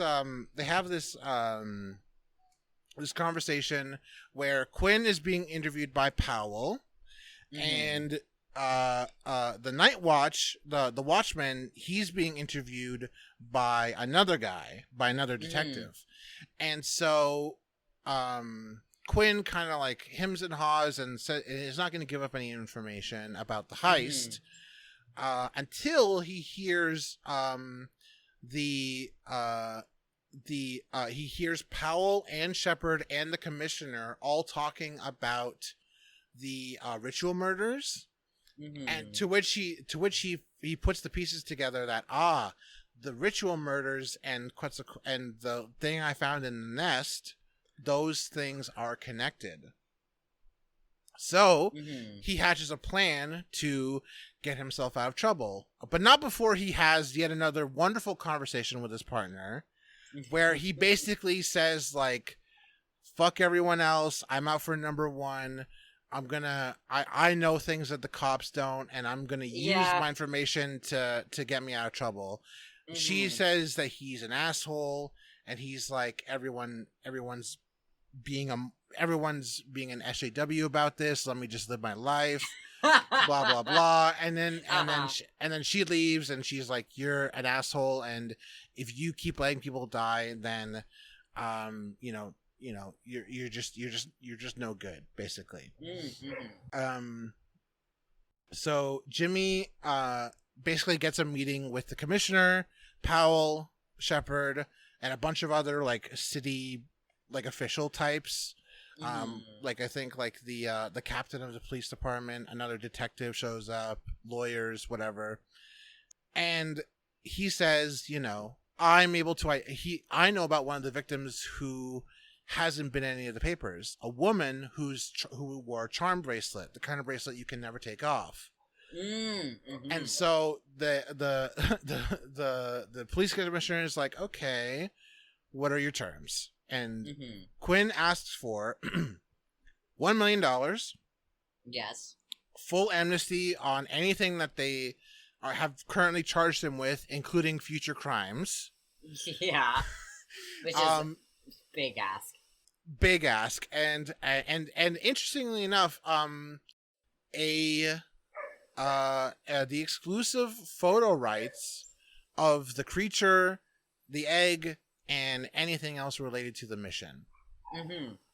And so they're like, "Okay, well, we'll drop the contract, and you come back in 20 minutes." And so Shepard leads Jimmy to a coffee shop, and where they have a conversation. Right. Jimmy talks a little bit about being an ex-con, being somebody who like went to prison before when he was a kid. And he makes note to because obviously they've met each other before in the bar, and when Shepard brings up the fact that he saw him perform at that bar, Jimmy first of all drops an N-word in this story, which I hate it.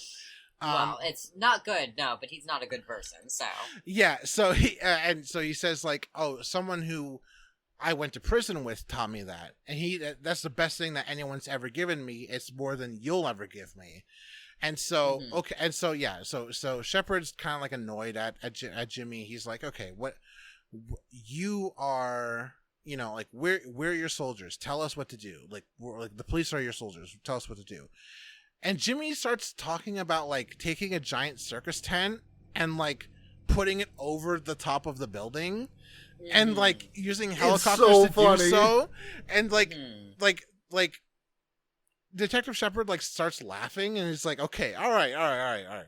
all right, we'll get a circus tent from Ringling Brothers, and we'll also tell them that it's not going to be in great shape when they get it back, and Jimmy says, well, they can sue the city, and then Detective Shepard says, why not? Everybody else is. So fucking funny, and it's so good.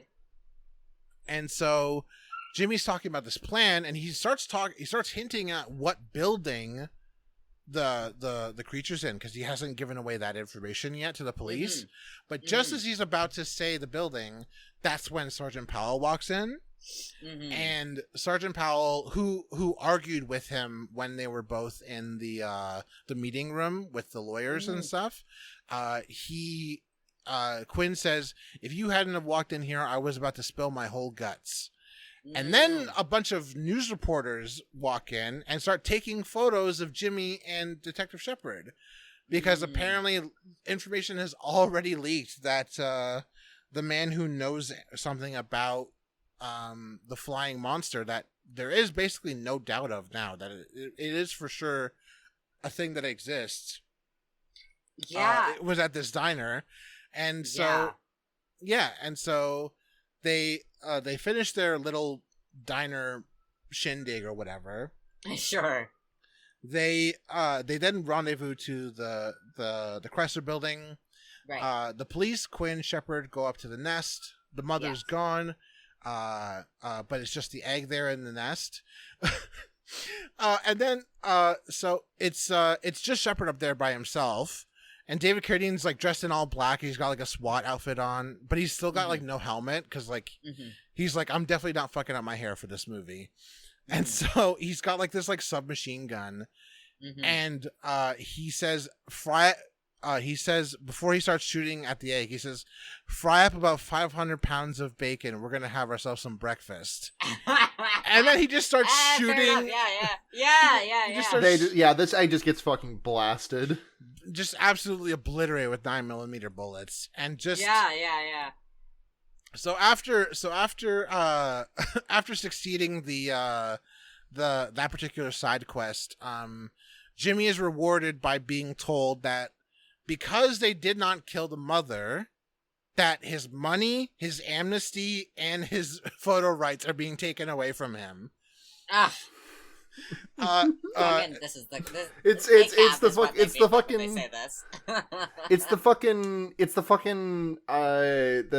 the Dr. Phil, I'm gonna kill you, give me $1 million.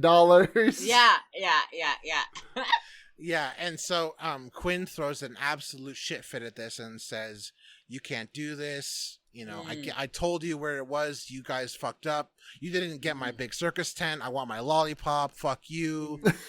And where's my sailor suit? I was a delightful little boy. Exactly. And then, oh my God, this was so fucking funny. So Detective Shepard says, we're not going to really, we may not honor the amnesty agreement either, but just so that it's not a huge loss, here, he gives him like 30 cents. He's like, this is for the coffee that you bought me earlier. Quinn like looks like he's about to, like, his eyeballs are about to pop out of his fucking head. He throws the change on the ground and he says, you can't do this to me. I'm gonna sue your ass. Why don't you take this? He like throws the coins on the ground. He says, shove it up your brain, up your little small little brain. It's just so fucking funny. Just like delight. Just like shove these coins up your small little brain. I wonderful, just wonderful. And then we cut to, and then before we end the scene, we cut back to Shepard, who's like looking back at Quinn, smiling, and he starts squawking again. It's literally the way that Detective Shepard has left two scenes in this movie is that he squawks very loudly like a bird. Just like absolutely fucking bananas level acting here. And then we cut to a mime. Yeah. Oh my God! Did I lose my mind? This fucking mime. This mime. Oh my God. Like it's like apropos of fucking nothing. Does this mime show up? Yeah, we had Suddenly we have a man in a phone booth with fucking clown face makeup on. Yeah, with the white face paint and the beret and the fucking stripy jumper and the fucking overalls. Exactly. Blair, I am very fatigued, which is part of the reason why I've not been very vocal on this episode, which I apologize for. I do need to say that I really, for a second, thought you were about to say that we cut to a man in a phone booth in clown face. I mean, is he not in that? If you're not, way. if you don't have a clown certificate from a clown college certified by Ringling Brothers, you are wearing clown face. If you're fucking talking while you're dressed up like a mime, that's clown face. I mean, I'm not about to cast too much aspersions, but I'm about to cast like moderately serious aspersions. Yeah, we're casting some aspersions here. Clowning is serious work. You know, comedians today don't appreciate what clowning has done for them. And you know what? Honestly, considering actually, you know what? I'm going to take back everything I said because cops are inherently clowns, so it works. Fair fucking enough. So we cut to a mime staking at the museum. So this is the comeuppance of the 5-minute scene that we had earlier with the commissioner, Powell, and Shepard talking. They have this mime staked out, and he says, "There's a guy who just left the museum with a medical bag." You know, and he looks suspicious as hell. And so they're like, all right, great. Send in the anti-terrorism task force, which in this case is Powell, 2 detectives, and a mime. Sure. They hop into a car, and this screenshot was shared by Sarah, and it's just so fucking funny to see Shaft, a mime, and 2 detectives. Yes, it's the best. Who look like the most 70s, like fucking, cop procedural ass cops in the world. Yes. Cut to them all driving in pursuit of this guy who apparently was a Columbia medical student and is a surgery major. So they track him down to a warehouse with a miniature Statue of Liberty on top of it, which I thought was interesting. Apparently it was the model that was used for the actual Statue of Liberty. Sure. At least in the world of the film. Sure. So they go to the warehouse. A man who looks a lot like Dustin Hoffman, but takes off his own top. You know, this movie is all about equality. So the woman took off her top, and now he's taking off his top. Fair and enough. He lays on a sacrificial altar. His chest is cut by somebody wearing a mask. That looks like it's made out of paper mache, like literally. It's pretty. It's so school play. Yeah, and he's got like the surgical knife. He's doing these incantations. And it's the stabbing that happens is like, I mean, it's so fake. I mean, of course it is, but like, it's so fake. The best part about it is this: he has sliced this man's chest from the bottom of his neck to the belly button, and then the cops break in and they say, "Put the knife down." The man who is being sacrificed says, "Leave us alone, leave us in peace." He gets up off the altar, and what I thought was going to happen was, oh, his chest is going to open up and all of his guts are going to fall out. No, because this movie is very low budget. And they only have so much money for special effects. Yes. I really think they should have just gone in and well, you say low budget, but like this movie had a budget of like $1 million, which in 1982 is like infinite money to me. Yeah. I mean, maybe, but like most of that went to, like the special effects for Q herself. Yeah, that's fair. I think they should have just got like some SpaghettiOs. Yeah, his chest gash remains completely closed as he is shot in the chest by one of the detectives. Who then we didn't get a close-up shot of his face where he just says, he just came at me, and I thought that was very funny. The man who had the knife grabs the headpiece that he was wearing and throws it at the detectives, and so instead of unloading a hail of gunfire at the sacrificer, they just kind of chase him on foot. Powell and the mime go to the roof.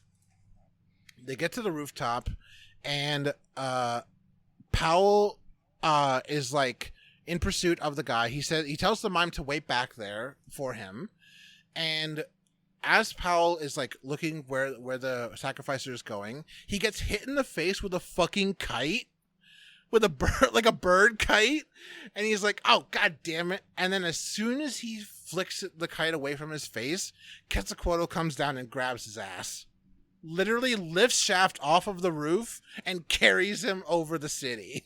It's a delight. It's fucked. The just like the fake out jump scare of the kite hitting Powell in the face, followed by the Quetzalcoatl like picking up Powell and then carrying him over the city, is just fucking amazing. And the mime has like this like expression of like almost like orgasmic grief. Like I can't describe the face that the mime pulls, but if a mime pulled that kind of face, you would definitely drop $1 into his hat. You're like, this is fucking acting. This guy is the fucking Daniel Day-Lewis of mimes.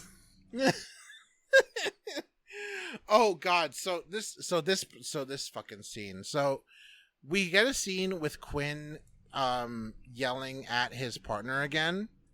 And like the scene begins with him throwing a chair out a door and it just fucking disintegrating into splinters. Yeah. It's like made of like fucking chipboard. Like what the fuck?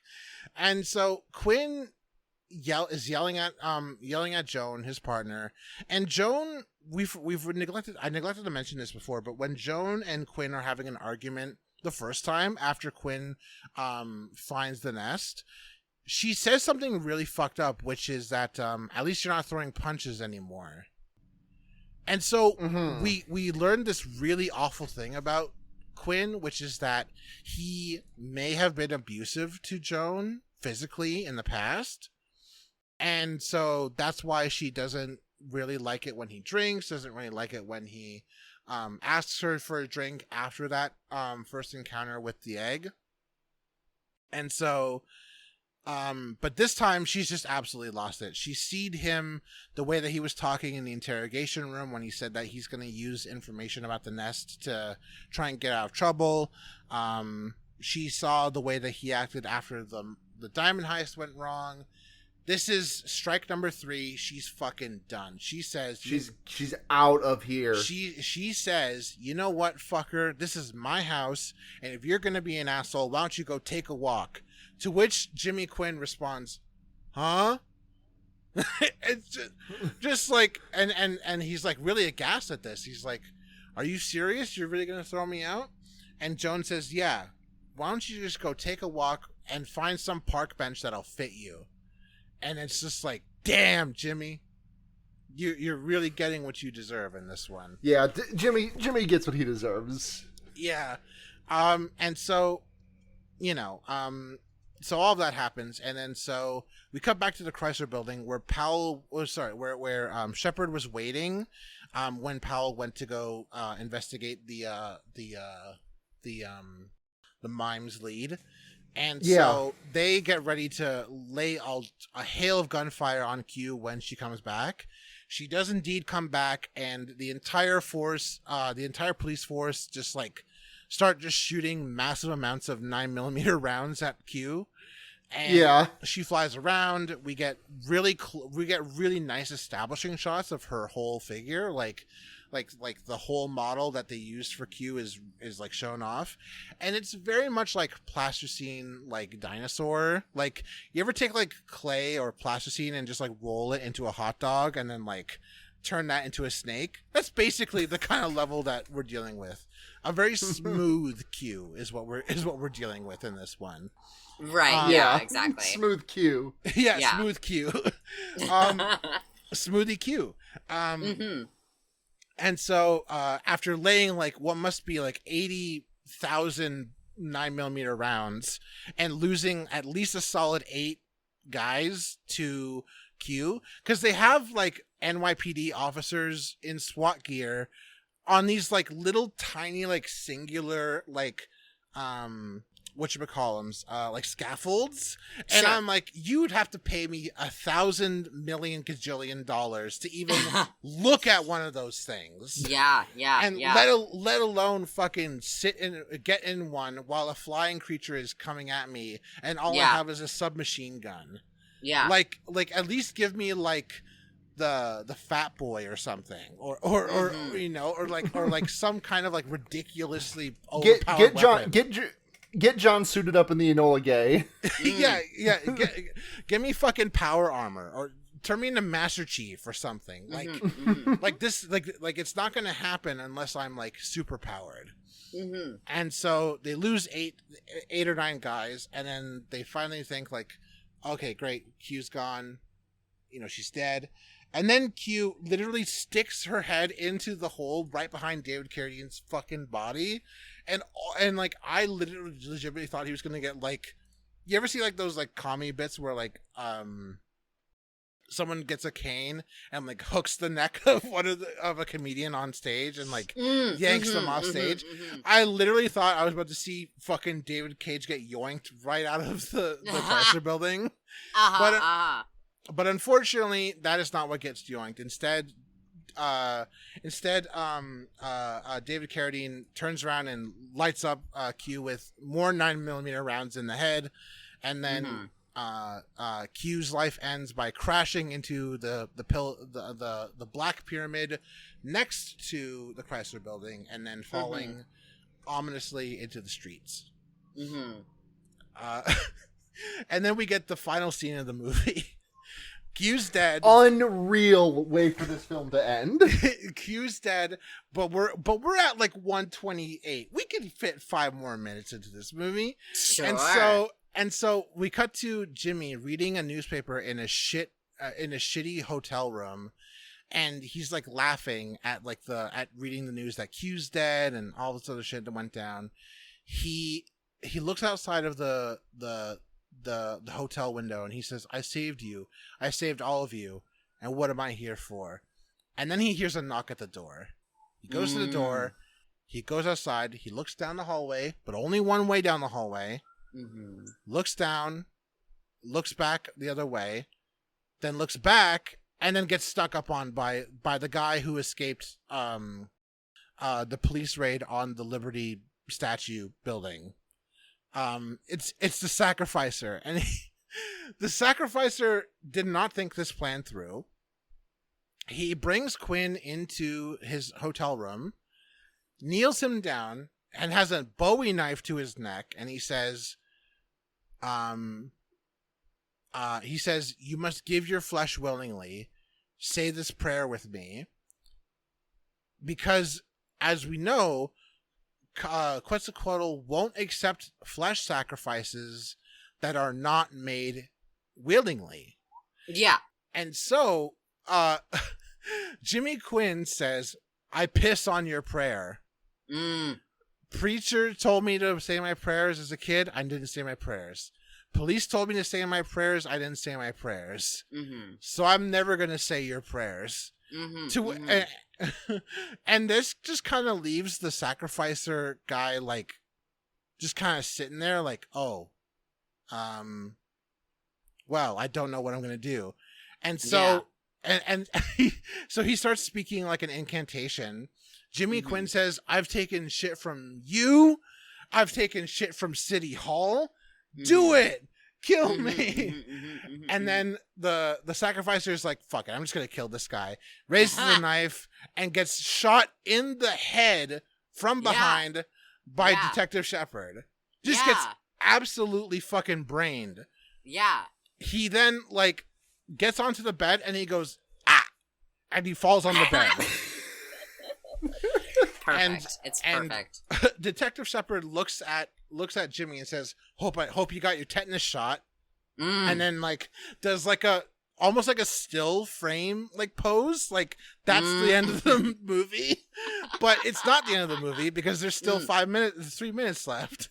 So Jimmy gets up, And he's like, "How'd you find me?" And Shepard says, "We've been looking through every Roach Motel in the city, trying to find you."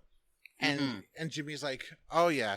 And Shepard said, "It all started when," and then the guy with the knife stands up off the bed and charges at the two of them, and Detective Shepard shoots him again. Yeah. He falls back down onto the bed and then gets back up again. Yeah. And Shepard just shoots him 3 more times. Yeah. He shoots. Great. It takes this man 5 bullets to get put down. Yeah. And in a final shot, so they go back out to the hallway, and this is the buddy cop like sign off quippy moment where Shepard says, your partner is waiting for you at the station, and Quinn says, "You know what? We're not good for each other. I'm not gonna see her again until I have a job." And then Shepard's like, "All right, well, what are you gonna do? You get a job? What are you gonna do? Wash windows?" And he doesn't say wash windows, but I wish he did. Quinn says, "I'm gonna play piano somewhere. I'm pretty good." To which Shepard responds, "Yeah, but what the fuck do you know?" That's a great way to end the movie. Good, though, yeah. Yeah, so this genuine bit of on-set hostility, at least in my head, turned into a funny quippy line at the end. Yeah, absolutely. And the movie ends quite... The winged serpent. The movie... Well, no, it's not. There's one more scene, sorry. There's one more scene. The movie ends... God. Yeah, The hallway scene ends with, very ominously, David Carradine putting a "Wake Me Up" sign on the body with the dead priest in it. Which, considering the end of David Carradine's life, is really fucking ominous. It's yeah. Yeah. And God, that poor whoever has to work that fucking area in the hotel. Yeah. And David Carradine's last line in the movie is just your normal everyday monster. And then we cut to an aerial shot to yet another dilapidated building in New York. And then we get a close-in shot from within the building, and we have a pan shot to a giant egg, which then cracks open. And that sequel bait that never comes to fruition, of course. well, yeah. Who knows? Maybe who someone knows, right? Maybe someone desperate enough will try and remake, or try and make Q the Winged Serpent Part 2. You and I both know. I would love that. Like I can only imagine what a 2020 the 2020s, speaking of the decade, listen, we hit the 40-year anniversary of this film next year. Like, yeah, we gotta start getting our irons in the fire. I feel there exists like a sort of native centric version of this film. I feel like perhaps. Yes, no. Ooh, that would be interesting to explore. I mean, speaking as a fucking Scandinavian white person myself, but all that to say, there's been much fear made about Native American monsters, right? For sure, right? Because they've been treated sort of as cryptids within American mythology. Why not exploit that, right? Perhaps. Right, and I think that there's so many excellent indigenous people working in genre film right now, genre specifically, yeah, absolutely, yeah. Like I would love to see it personally. Yeah. Horror really is the. I mean, people talk about comedy being the voice of like the sort of dissatisfied masses, but comedy to me is the voice of liberalism largely. Wow. I think that there's something to be said about that. I think in terms of the genre, like the 3 big genre triumvirate, I think horror has the most potential to be like used subversive, used in service of liberation. I think because there's there's something to be said about confronting the darkness and overcoming it and living through it. That is the indigenous experience. Absolutely. I think one of the great terms I learned about when I was in indigenous studies was the idea of like the post-apocalyptic subject and like indigenous worldview and like how indigenous people are living their own version of a post-apocalypse, because the society and the structure and the world that sustained indigenous ways of knowing, living, and being were destroyed. Of course. And so you do have like this element of living in a post-apocalypse, but without all of the set dressing that we associate with that setting in a genre sense. Right. Because with a lot of white post-apocalyptic narratives, it's still a very much of a manifest destiny narrative that's being played out there, very, very much so, especially and I think that I think like Day of the Dead specifically, like the role of the armed forces as the continuance of the world that it came before, and how that system collapses because George Romero with Day of the Dead was trying to tell a story about how the military takes away people's humanity, and if we only rely on military thinking to try and rebuild our society, it won't work. Yes. And so, there's a lot of baggage to be unpacked, and I think of course, there's no other form of media that, or like genre of media that really deals with the baggage or can deal with the baggage in a really profound way, like horror. I think I do I do think about that, like especially with like oppressed classes of people. And broadly speaking, right? I mean, like, look at the name of the show, Fear Baiting. It's about yes, so true. It's a very good pun, but it's also like thinking about like the horror, like if we're thinking about like the body horror genre, and specifically and how it relates to issues of like gender identity and sex. It's like, right, of course, like the idea of like the other, but like the other subject is yourself, and it's just like there so much potential for nuanced gathering. I think that's kind of what I wanted to bring up when we did Possessor, was how Possessor as a film deals with the subject of like embodiment itself, not only like projecting ourselves within the bodies of others, but how we enact how we perform gender, really. Right like avenues of reclamation to me seem most productive within exploring fear, right? Because it's those groups of people who are the most subjugated within society. Like, fear is transposed upon them, of course, right? And so every marginalized class that's ever existed within society has had some sort of horror story told about them.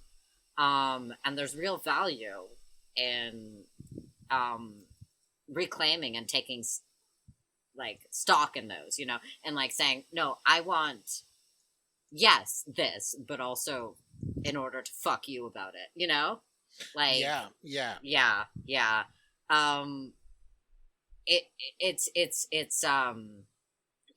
and I feel like it's just a matter of tone in that way, where if you're supposed to root for the monster or not, and hey, there's real value in a monster should not be seen as, I think, universally derisive. There's real value in rooting for a monster, Right. The reverence because, like, and the like, I feel like in many ways the villain as like an analog for like the liberated but scorned subject. Like people have been projecting that and like using that archetype to tell that kind of story since like Paradise Lost. Of course, of course.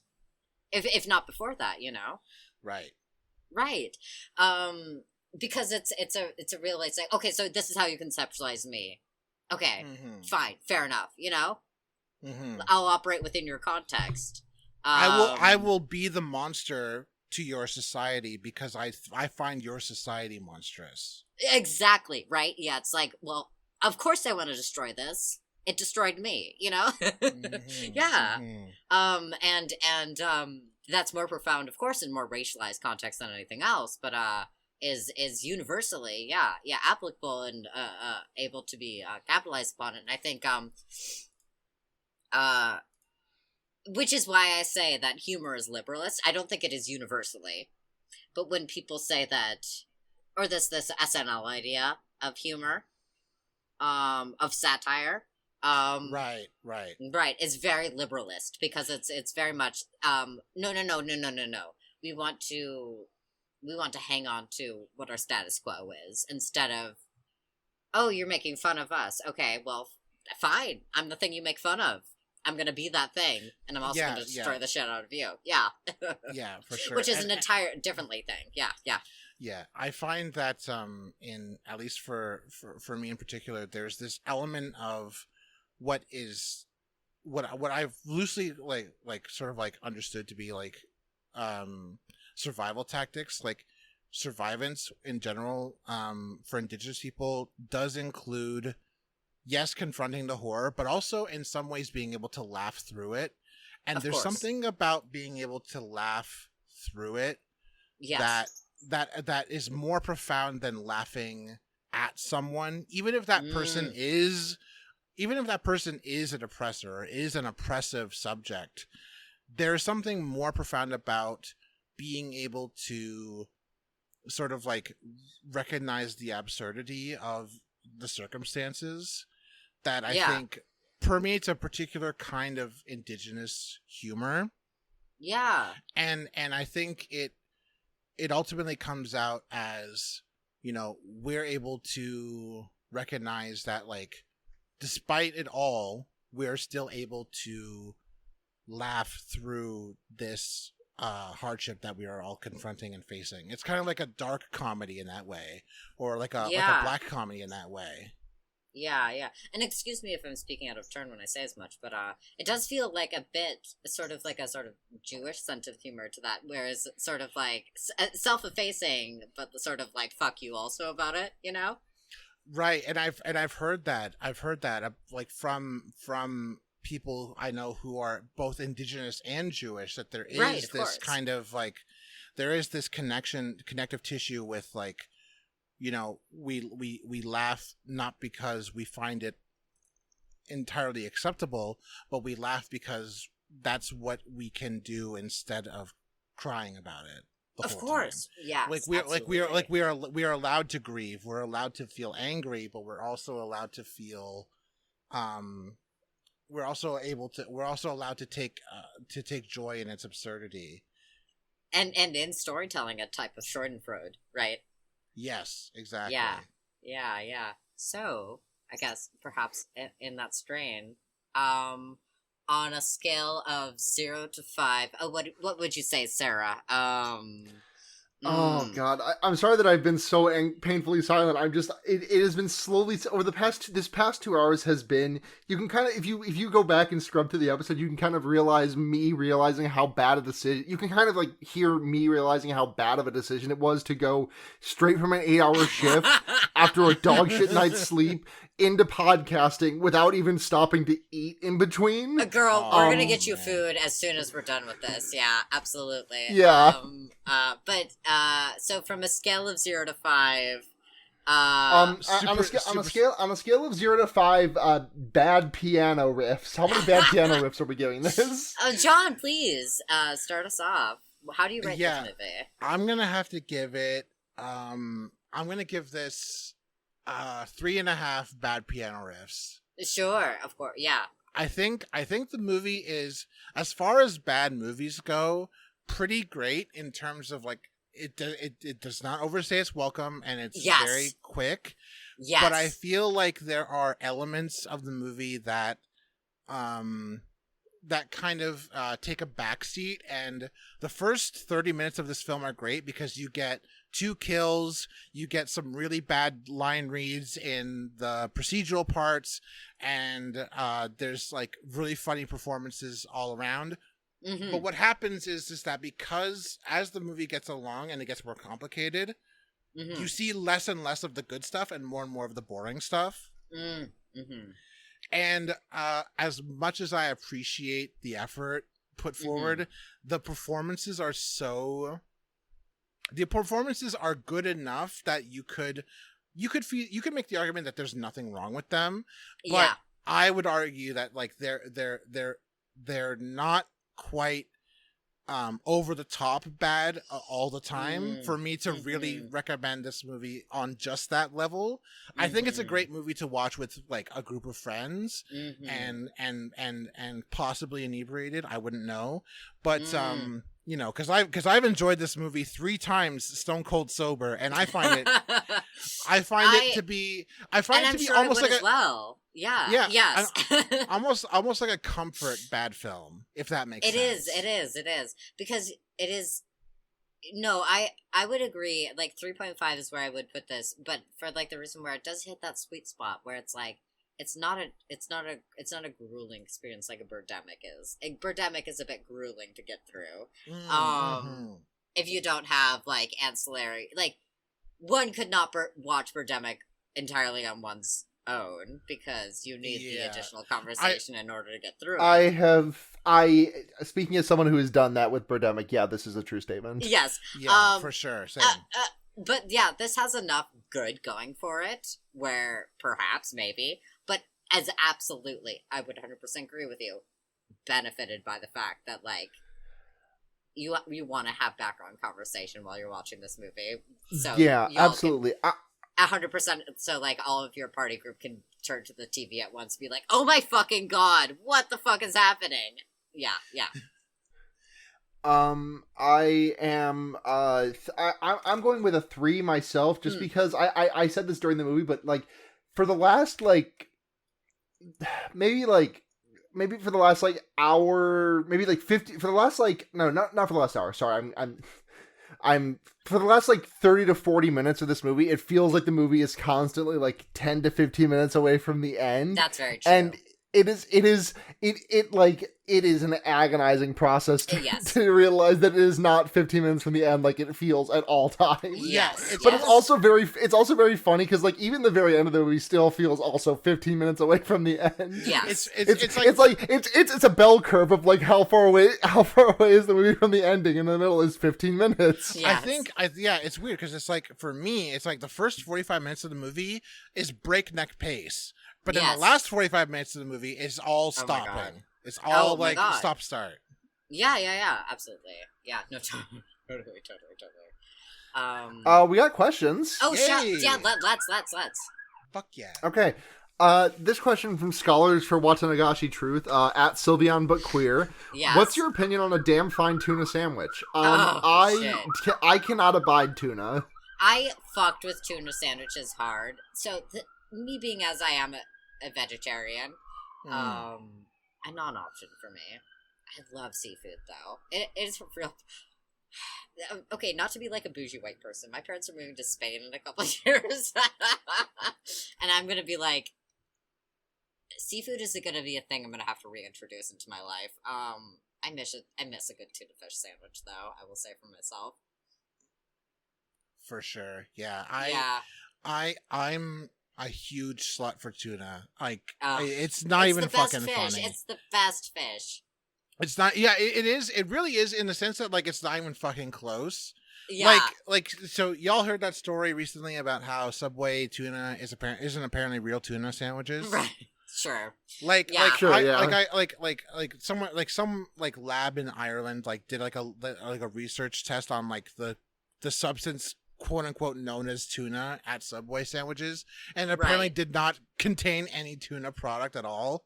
Yeah. I heard that story back when it like came out in like summer this year, and I just like all it fucking did was make me hungry for a Subway tuna sub sandwich. Dude, so I literally just ordered one. Yeah. And the thing is that like, you know, I'm very conscious of like not being a bother to other people. Of course. I have friends who like do not like tuna, do not like the smell of tuna, do not like Sure. the taste of tuna at all. And Sure. so I will plan when I have tuna sandwiches around when I am around those people. Oh, you are such a delight of a person. It's just I recognize that like it's not everyone's cup of tea, but Of course. also if I had a coworker who was a little bit annoying, maybe I would steal his tuna sandwich. Yeah. With some, especially if it had some like lettuce and some green pepper on it, and Some fucking celery chopped in with it. yes, 100%. 100%.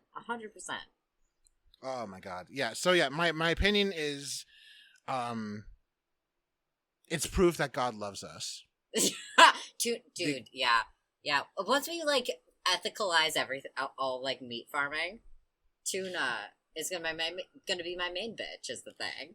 That's the thing, is that like Yeah. we have to contend with our own personal feelings and demons about the cursed the cursed food. I'm just like, I'm like constantly about the meat industry. I'm like, get your fucking act together because Yeah. I like your product. You know? Right? I just don't like you. I just don't like you, and I don't like how you like manufacture your Just- product. just- like, but I just will writing eat a it, and I will pay you good money for it. Two meat from Blair. Get your fucking shit together. I want it. I want it in my body. Especially seafood. Yeah, continue though. A question from Ghost Pussy Gussie at Yes. Orba Dia Aaron. Sure. Yes. Which character in this movie is most likely to be the Q of QAnon fame? I mean, it's got to be David Carradine, right? No, I would say Moriarty or Jimmy Michael Flynn, Moriarty? rather. Yeah. He seems to be more the QAnon follower to me. Yeah, you know what? That guy does really give off what the fuck's his name? The piece of shit who is probably QAnon. Ron Watkins. Yeah, Ron Watkins. Thank you. He I does don't have know a if he bit of gives a me Ron Watkins Watkins vibe. vibes, though. I do get what you mean. Like but- not like strong ones, but like I felt some mild emanations. No, he seems like a second tier, guy. Yeah. Someone who's Ron Watkins' fail son. Sure. My answer is the Alan Resnick look alike. Oh my god, that's a great. I think that guy's the Zodiac killer. Oh God! You heard it here first. We a crack team of 3 podcasters have announced the real Zodiac killer. Oh my god, oh, man. Anyway, more questions. Yeah, last one from Nick Vern, story artist at Nick R. Vern. Would you like your own Q? And my answer to this question is: in the hit MMORPG Final Fantasy XIV: A Realm Reborn, now playable up to level 60 with the Heaven's Word expansion free included. Okay, good girl. In the Heaven's Word expansion,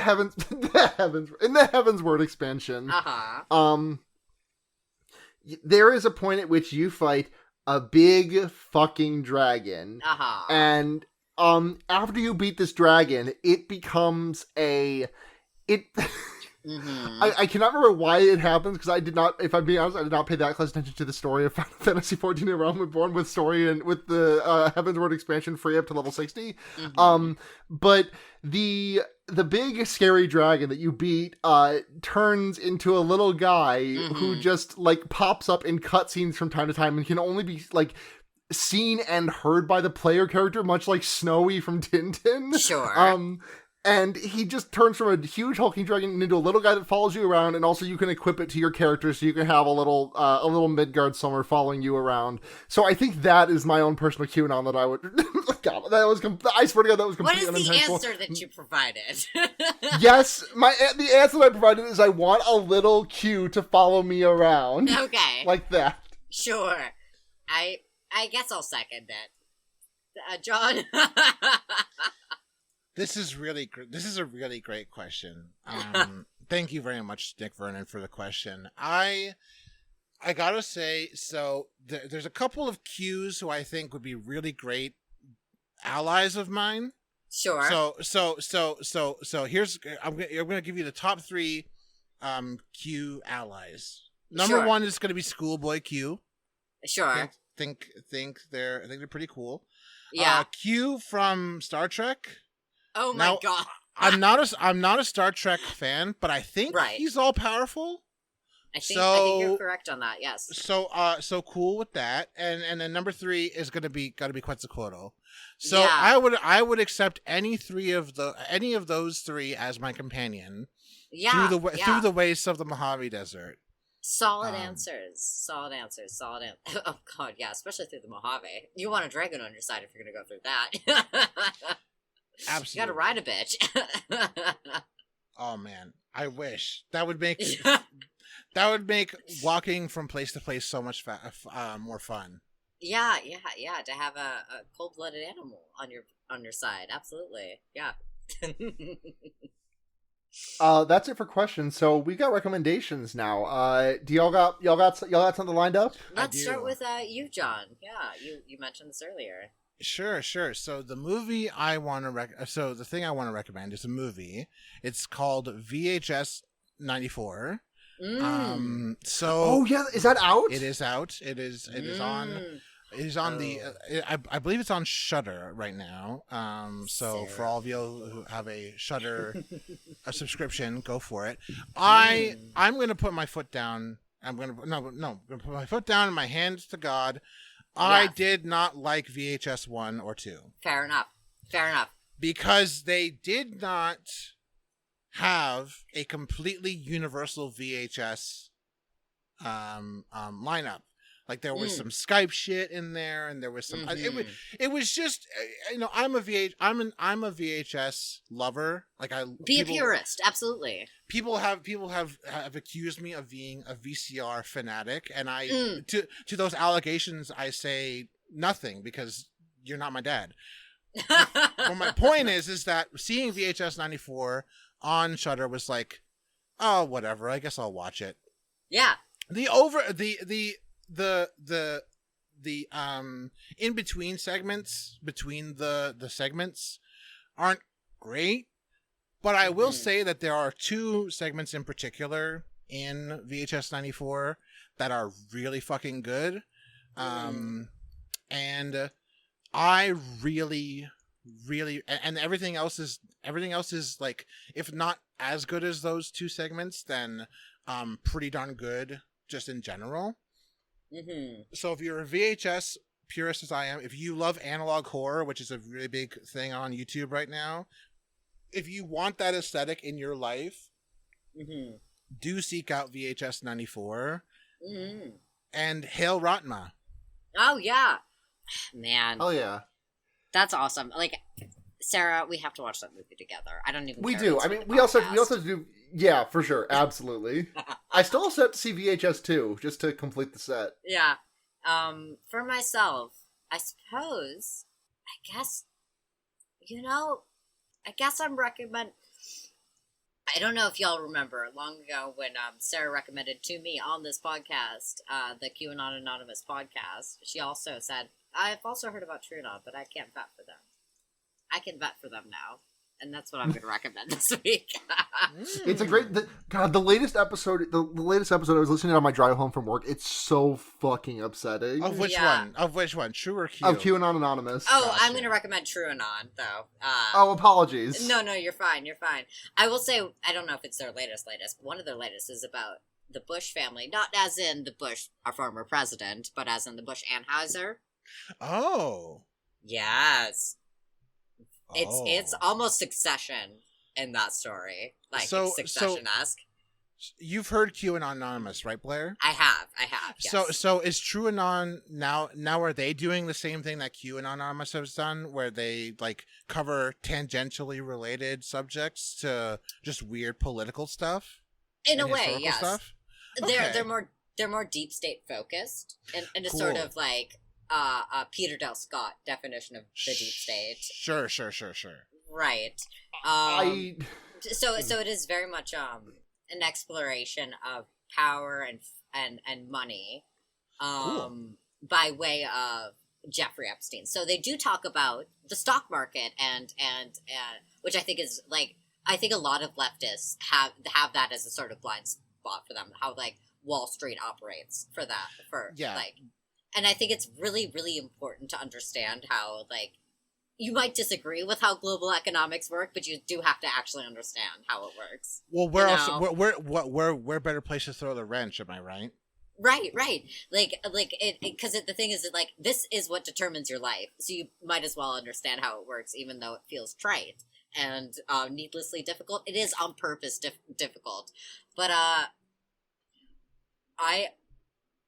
it took me a lot to get into TrueAnon because I found them to be deeply cynical, but I think it's only cynical when you still have like liberalist baggage and fucking who among us, you know, we all Right. you know, we live in that culture, and they're sort of like, the thing about liberalism is that it provides a comfort for us in our lives, you know.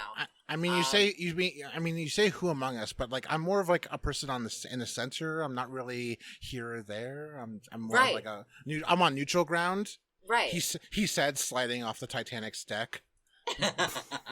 but so for me it was like, oh, you guys are so nihilistic. But when I was like, oh no, you're not, you're just realistic, because I think getting to that black pilled point is like really necessary in order to move. It cannot be seen as terminus. Like, black pill is not terminus. Black pill is the next step to like greater understanding of the world. But if you want to take that pill in order to move forward, right?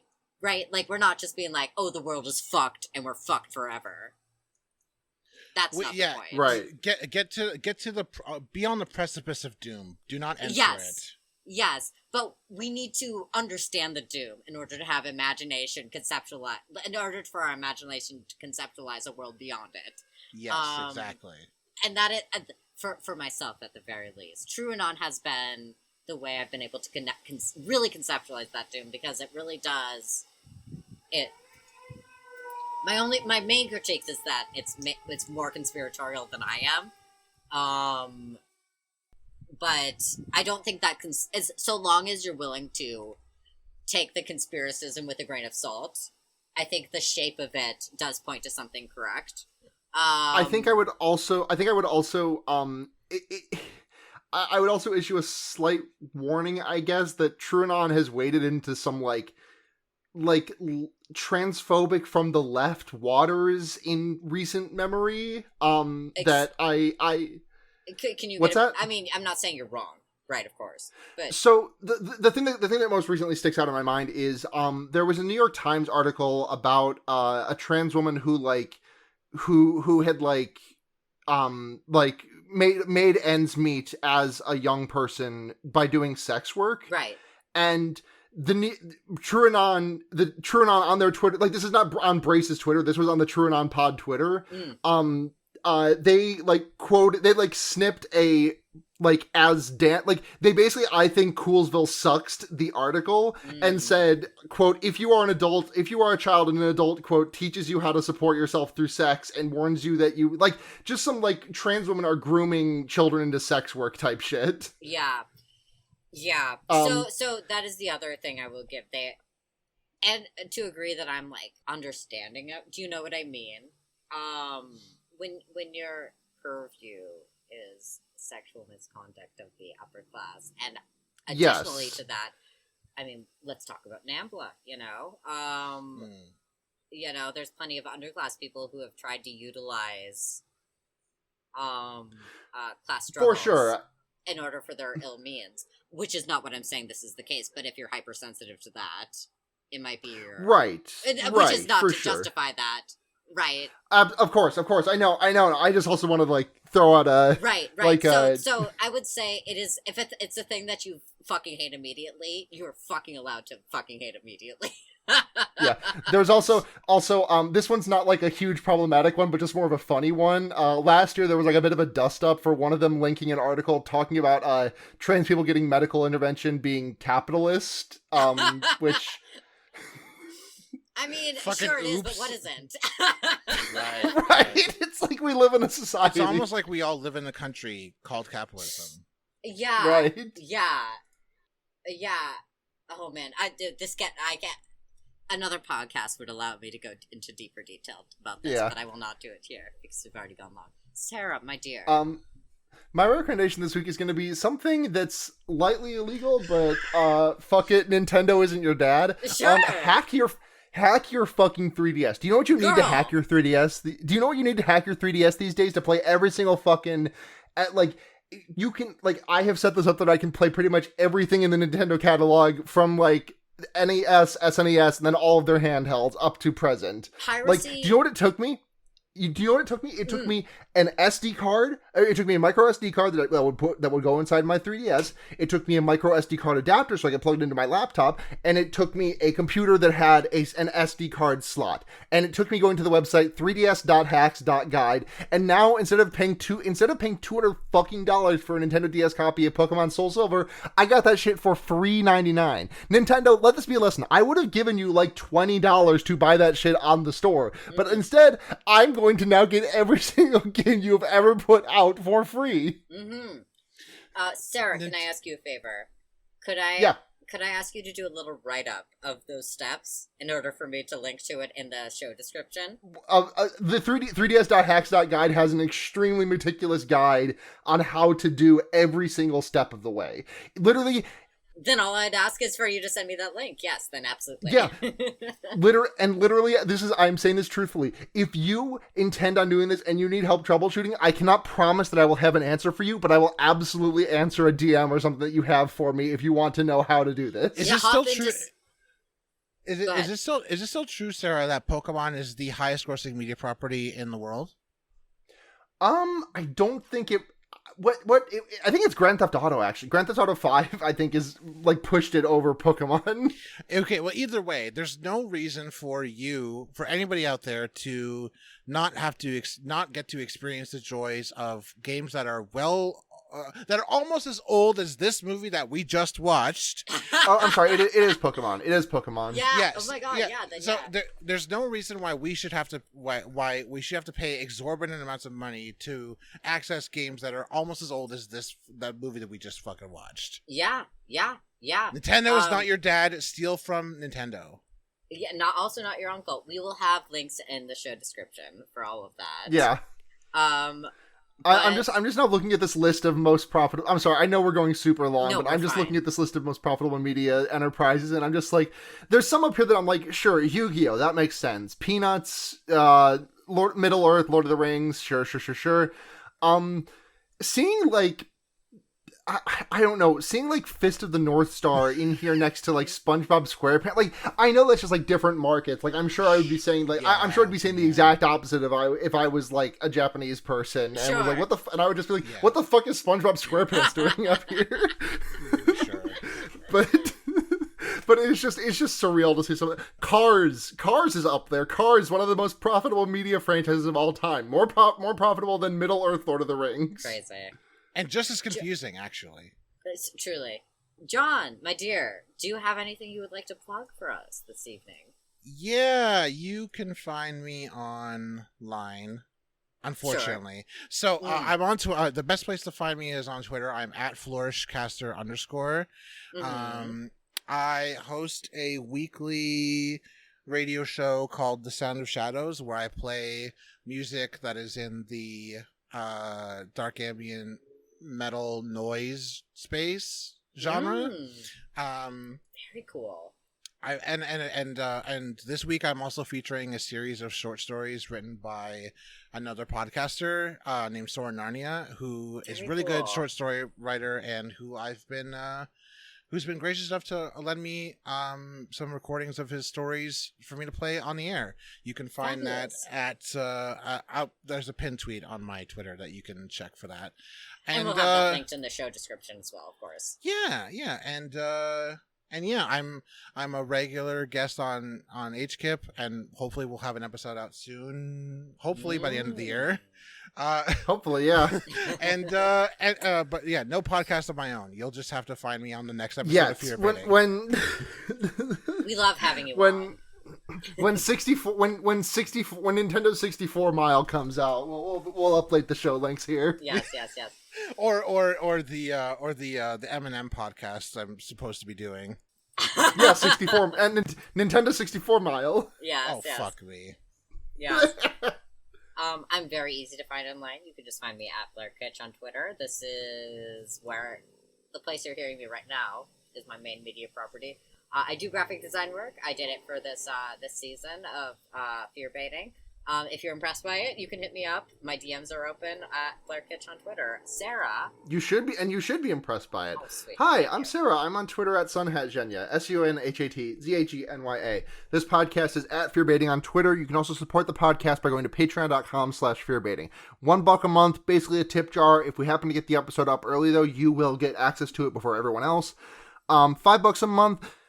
Your name read on the podcast and a message read on the show, $10 a month, all that, and you get to make us watch a movie. So thank you very much to Luna Wolf, Paul Moran, and Paul Bechtel. We love you all so much. Thank you to Noisepace.xyz for being the podcast network that this and so many other great shows are under. Thank you to Matt GameCube for helping do that. Yeah, I'm also on Henry Kissinger's Pokemon Going to Die, like John said. The Wonder Years, which I do with Blair and Seda, is going to, we're going to finish it at some point. I promise. Yeah, look, yes, the world is crazy, and we're all doing horribly. So, you know. we've just been fucking vibing. Yeah. Special grade snacks. Movies coming out in a month or 2 months. 2 months. So fucking get excited. Mm-hmm. I would really like I would really like for that movie to be showing in a theater that is practicing extremely strict social distancing stuff and checking vaccine cards at the door. I would like to have a safe theater going experience so I can see Yuta Okotsu's big movie on the big screen. Yeah, I'm crossing my fucking fingers that, like, it's what I feel like there's a very high chance that it just does not even come to like a theater near me. So, but you know what? We'll fucking see. Who knows? Maybe I'll just be watching this shit off of a camera. I think. Intro outro music made by people you meet outside of bars. Check out their music. Head to gaygothvibes.online for more. I think that's everything. So until next time, I'm Sarah. I have been Blair, and with us we have John. Hi, John. And as you know, hold on. How do you cue the? And remember. Yes, that's how you do it. You can put a fucked up guy anywhere. Fucking world Good night, class. everyone. Cheers. Cheers.